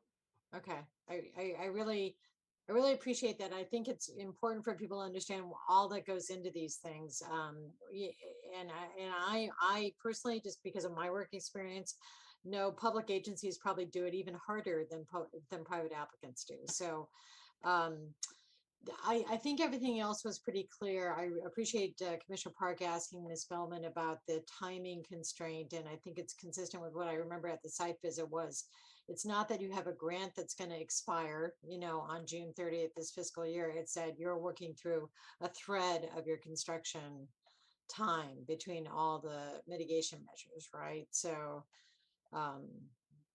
okay, so you're hoping to get a decision today and move ahead in that lovely chart of bits. I can't think of any other questions. Thank you. Thank you, Commissioner Bradley. Any other commissioner questions before we go to public comment? I don't see any, so let's turn to Mr. Villalobos to invite the public to speak at this time. Thank you, Mr. Chair. Before I start calling on people, I just wanted to ask the commission, remind the commission that we do have a letter that we need to consider for entering into the record that was submitted yesterday afternoon by Jessica Allstat. I just wanted to, because it came in after the deadline, it's more than a page long, and I just wanted to kind of clarify for her sake whether or not the commission is going to include that in the record, because I know that she did sign up to speak. And so for clarification, this is the letter. I'm sorry, it's not dated, but this was it was essentially an email string at the bottom of it. If anyone, so I sent that out yesterday. If anyone doesn't have it, just let me know. Commissioner Park, I appreciate Mr. Villalobos for bringing this up because I think it's important that Ms. Allstott hears that it's been brought up before she speaks. But this is often controversial. It always is. This general subject of late received letters and approving them, and I think it takes a vote of 4 of us, doesn't it, to approve them? I think it does, not a majority vote. And I want to defer that. I will make a motion regarding it, but I want to see whether Ms. Allstott is able to make her points in her public comment so that it's not so important to have that letter. So that's my mood. I'll make a motion perhaps later, but I'm not ready to make a decision myself right at this moment. I'd like to hear what she has to say and see if we really need the letter, because it is late. so your position, Commissioner Park, is that she should proceed on the assumption that we may not admit the letter into the public record. As a result, she'd want to make all the points she has during her public presentation. Certainly the most important points. I always urge that. Don't make every point one can make, but make your most important points, whether it's a letter or an oral presentation. But yes, you're right. Okay. Mr. Villalobos, so with that comment, not seeing anybody else weighing in, go ahead and call the first speaker. Our first speaker will be Christina McGinnis. Christina, if you might have to hit *6 on your phone to unmute yourself.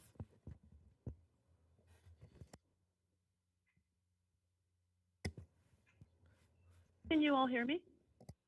Yes. Good morning. Well, I don't know if I guess it is still morning. Chair Cooney and members of the trail would mainly be built for access boundary. The addition of cross wrote a letter asking that pedestrian path be upgraded to a multi-use trail, and doing so would basically double the width of that trail to accommodate bicyclists, and that would also further or require more tree removal. I would, as an avid bicyclist, I would suggest that you don't upgrade that to a multi-use trail and just keep it as a pedestrian trail as planned. Thank you. Thank you, Mr. Smith. Our next speaker will be Donna Senauer, to be followed by Doug Kern.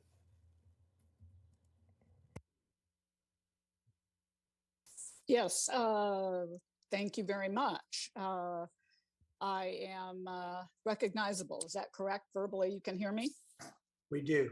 All right. Thank you very much. Thank you very much, Chair Cooney and commissioners, for the opportunity to speak before you today regarding this proposed project. I am speaking as an individual and not in association or any capacity with any other group or commission.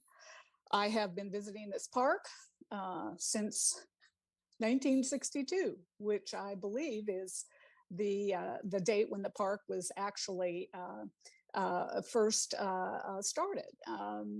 I was a high school student in Los Angeles, and this Gaviota El Capitan Park was impressive and basically was a life changer for me, viewing in the environment.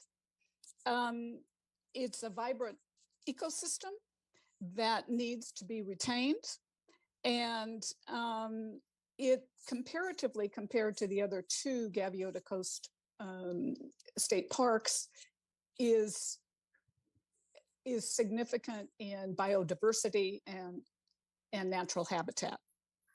I reference the California State Parks site on climate change, which is available on their website.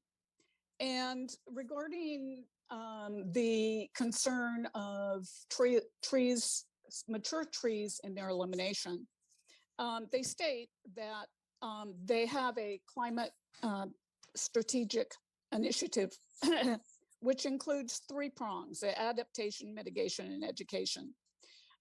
Regarding the removal of mature trees, it is difficult for me to understand how that contributes to positively to mitigate climate change, in that each mature tree in 1 year will absorb more than 48 pounds of CO2 and release O2 in exchange. I could go on. I have a 3-minute deadline. I do believe that since state parks basically changed their project plan last night, I believe, and I have not had the opportunity to change the tree removals, eliminations, and all.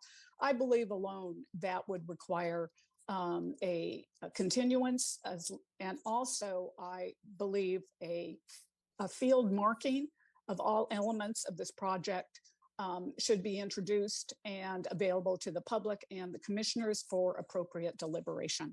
Hope I did it. I appreciate, again, my recommendation is for the commission to consider a continuance to this project. Thank you very much. Well, thank you, Commissioner Senard. Our next speaker will be Doug Kern, to be followed by Jessica Allstat.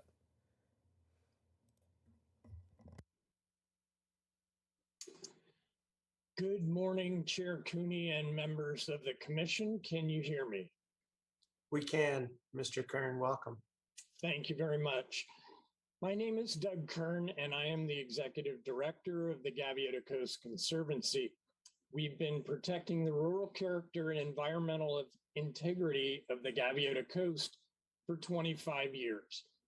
We greatly value our relationships with the county and California State Parks and offer our comments in the spirit of creating the best possible project.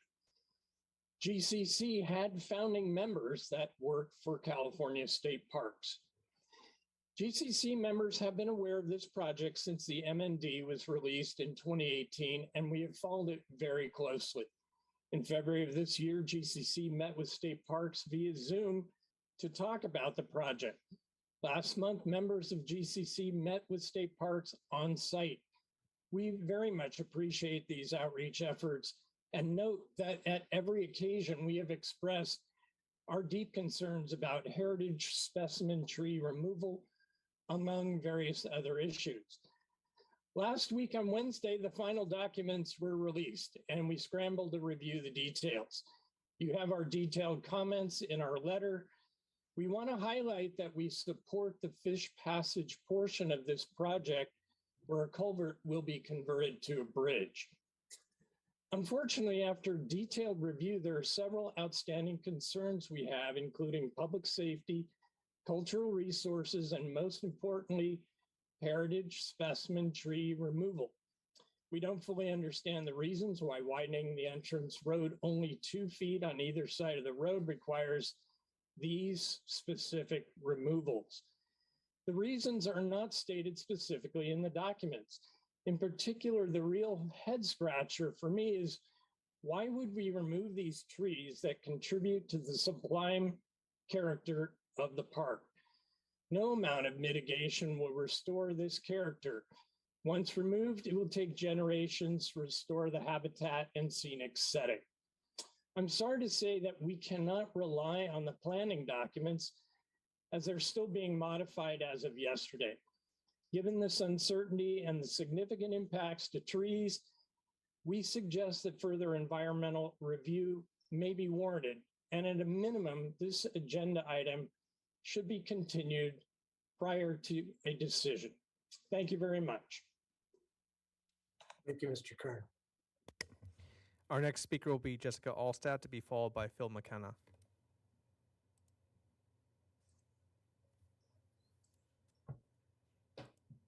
Hello, can you hear me?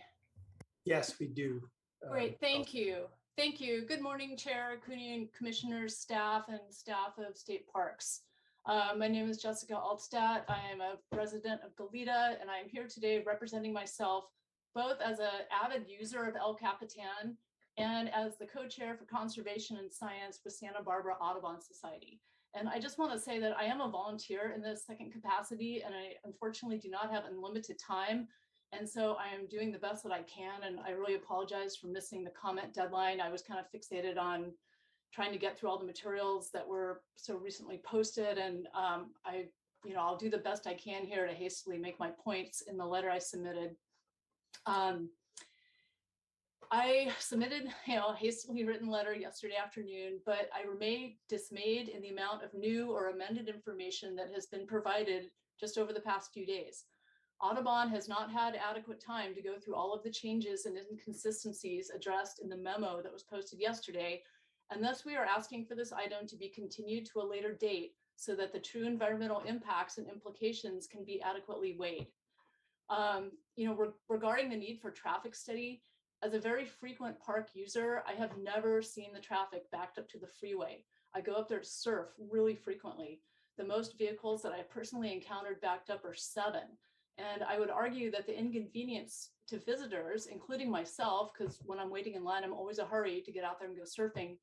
That inconvenience does not justify the loss of any number of mature large trees along the entrance road. It is my observation that increasing the number of park staff available to handle visitors on the busy days would be the environmentally superior option. Many times as I have sat in line waiting for 1 or 2 staff to finish answer questions, of the vehicle that's sitting at the kiosk, I have wondered why Parks doesn't just hire more staff for these high use times, especially in the face of climate change. A willful decision to reduce the canopy cover and eliminate ancient trees along the roadway just to reduce wait times for visitors by a few minutes or to save some costs on paying staff is just shameful. Regarding the actual construction, Audubon is not satisfied that there will be adequate bird surveys performed pre and during the construction. I have personally documented a lot of breeding activity, especially in those large mature trees. This area is used as a group roost for turkey vultures and a foraging area for raptors, and quite possibly a breeding area as well. And we do request more information on the analysis of the environmentally sensitive habitat required for the monarch roosts and whether removing all this canopy cover is actually going to change that microhabitat. And I would really argue that it's going to change that microhabitat required by monarchs. That tree replacement proposal, while it seems generous on paper, is woefully lacking when the size of the mature trees are considered. The small trees to be planted on site will take many decades to replace the canopy as it exists today. Canopy is important not only for biological concerns, but for mitigating climate effects, heat, and albedo. This can and should be measured. There needs to be a tree-by-tree examination of the proposed loss and how long it might actually take for those adjacent trees to fill in. This information needs to be included and weighed as it pertains to biological, environmental, and visual resources. Additionally, I am concerned that there are several dead trees that are slated to be removed, and this is going to eliminate habitat for cavity nesting birds, including woodpeckers, owls, and bluebirds, which I have seen nesting in this very area. And finally, I'm just going to say I've personally been extremely frustrated by the lack of easy to obtain information about this planning process. It is my opinion that there has been woefully inadequate public outreach other than just a couple of PR releases that this is happening, and basically no opportunity for the public, including Audubon, to provide comments and have questions addressed. I first noticed, over a year ago that there were tiny little paint dots on some trees along the entrance road, and I had to work really hard to find someone from State Parks to respond and answer my questions. Ms. Belvin did respond to me in June 2021. However, she did not provide any answers to my multiple questions about specific tree removals. She did tell me that, and this is a quote, "Habitat mitigation and monitoring plan is close to completion. This plan changes as the regulatory agencies provide conditions and compliance requirements. It will not be posted until that is complete." And, I hadn't seen any new information on the park's website all last year. And I reached out to her again this past March, in early March, and I never got a response back. And, El Capitan is a very well-loved public resource. The public, including, me and Santa Barbara Audubon, we deserve a chance to be involved in the process. And so I'm asking for a continuance so that our concerns can be addressed here. Anyway, I know I've kind of gone on, but thank you so much for the opportunity to speak to this matter. And I appreciate the amount of deliberation that you're taking today. Thank you. Thank you, Ms. Alstaff.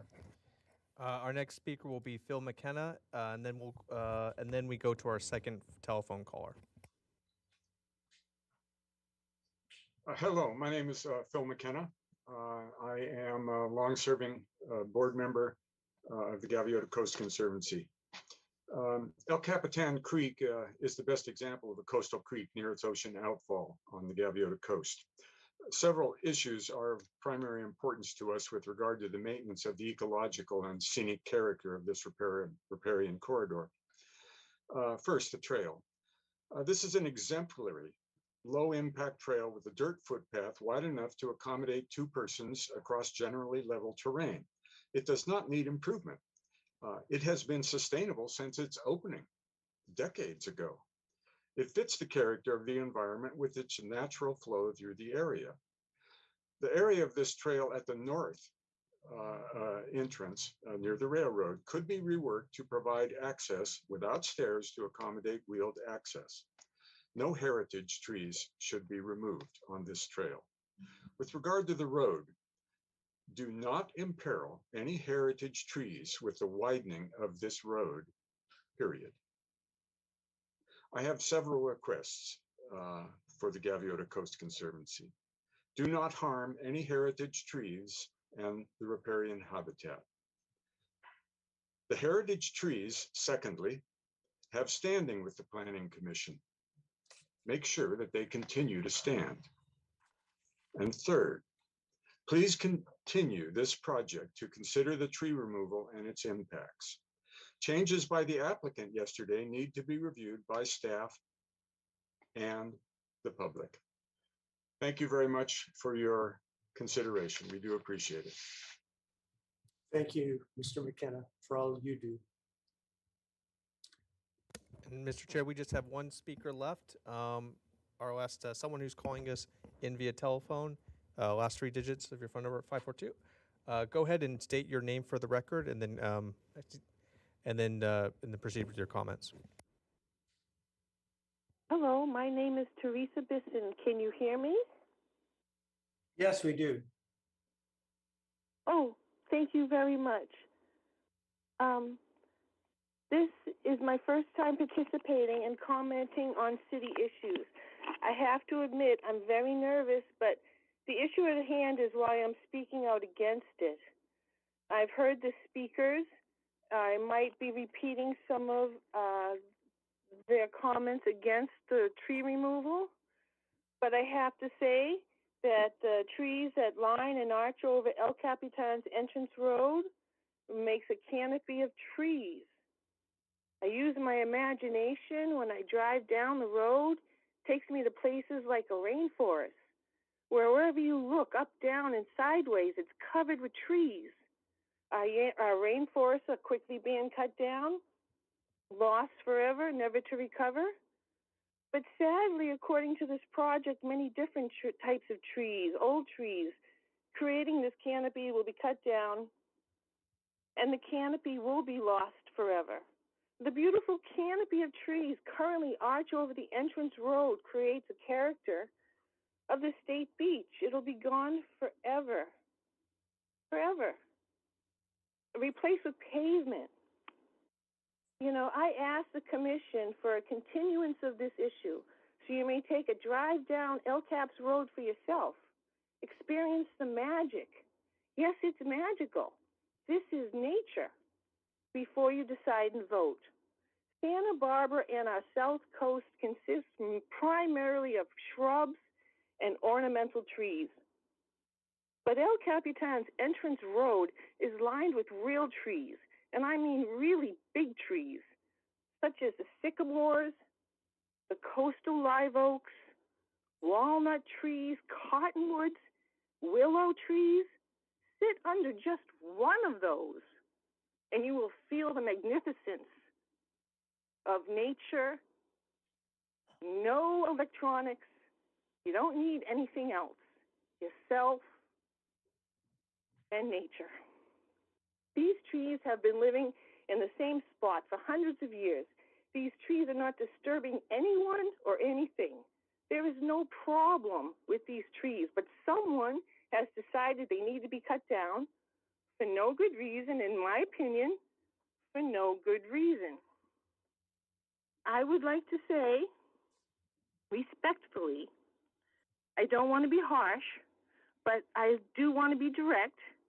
When I compare this tree elimination to a clear-cut mindset, not considering each tree's age or its value, to the environment, the people who not only enjoy the awesomeness of the canopy overhead and love it, in a time we're all trying to protect the environment from global warming, and especially protect these trees, which are in our own backyard, from being replaced with pavement.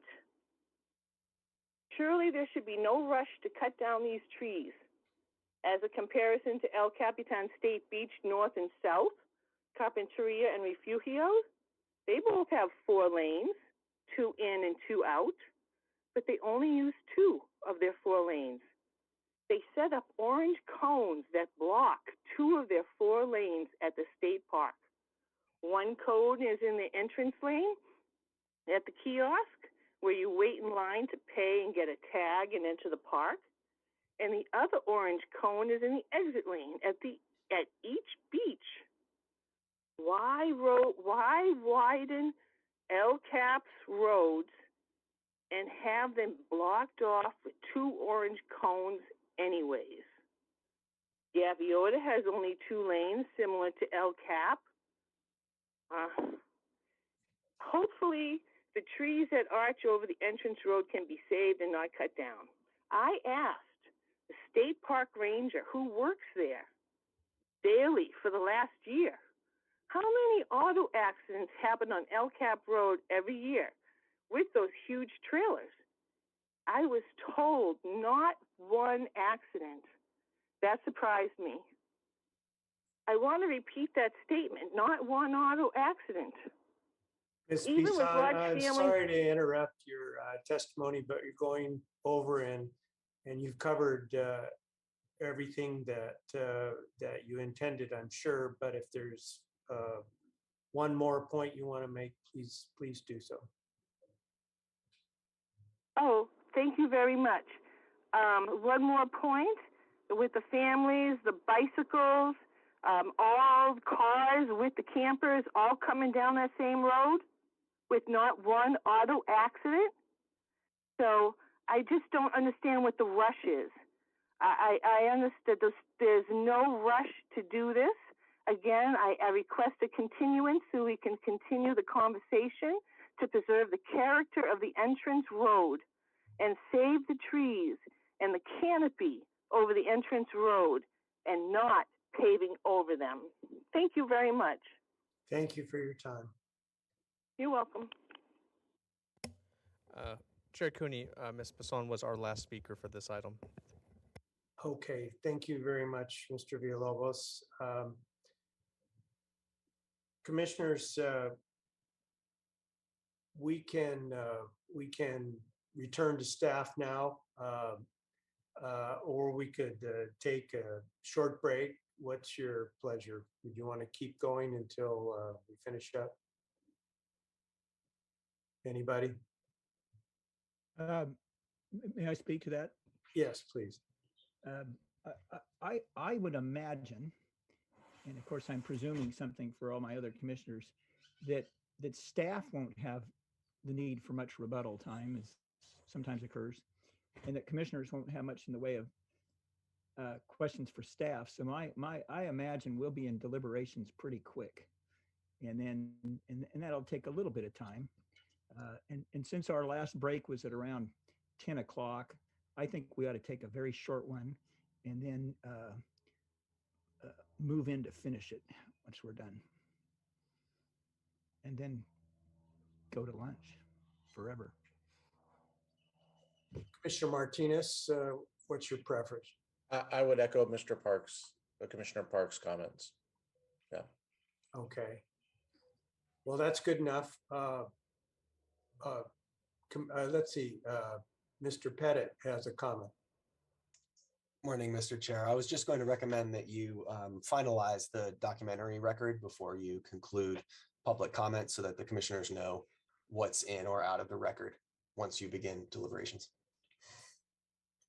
Good idea. Before we go to a brief break, let's take up the matter of the overlength letter submitted by Ms. Allstat. Commissioner Oh, Commissioner Park had a thought to make a motion on that, and I was just asking if he's prepared to do so. Well, I'm prepared to say something, not to make the motion. My determination is that I don't want to have undue controversy over this thing because we have a principle that's fairly clearly stated as to when these letters come in. And after seeing dozens of votes on this, it's pretty hard to get 4 commissioners to vote to put one of these in. I personally will not make the motion, and nor would I support it, simply because I think Ms. Allstat had important points to make. She made them. I appreciate that she participated today, and I think it is not that important to have that letter in the record. There's no unusual circumstance that mandates us to do it. So that's where I stand. If somebody else wants to make the motion, then go for it. Commissioner Freeney. Yeah, Chair Cooney, I would agree with what Commissioner Park was saying. I did not have a chance to read the letter. And I do feel that you were very generous in giving the speakers time. And I'm hopeful that she did get all of her points across. But it seemed like she was definitely given the time. So I would not be in favor of introducing the letter. Thank you. Well, thank you as always for your thoughtful comments, Commissioner Farini, and your joining with Commissioner Park on that dooms any further discussion of this. So we'll move on. The letter will be kept out of our record as we did hear extensively from Ms. Allstat. Okay, so let's take a break. We'll come back at 12:45 and we'll plan on hopefully finishing up without the necessity of a separate lunch break. that's good. All right, thank you. Thank you, Chair Cooney.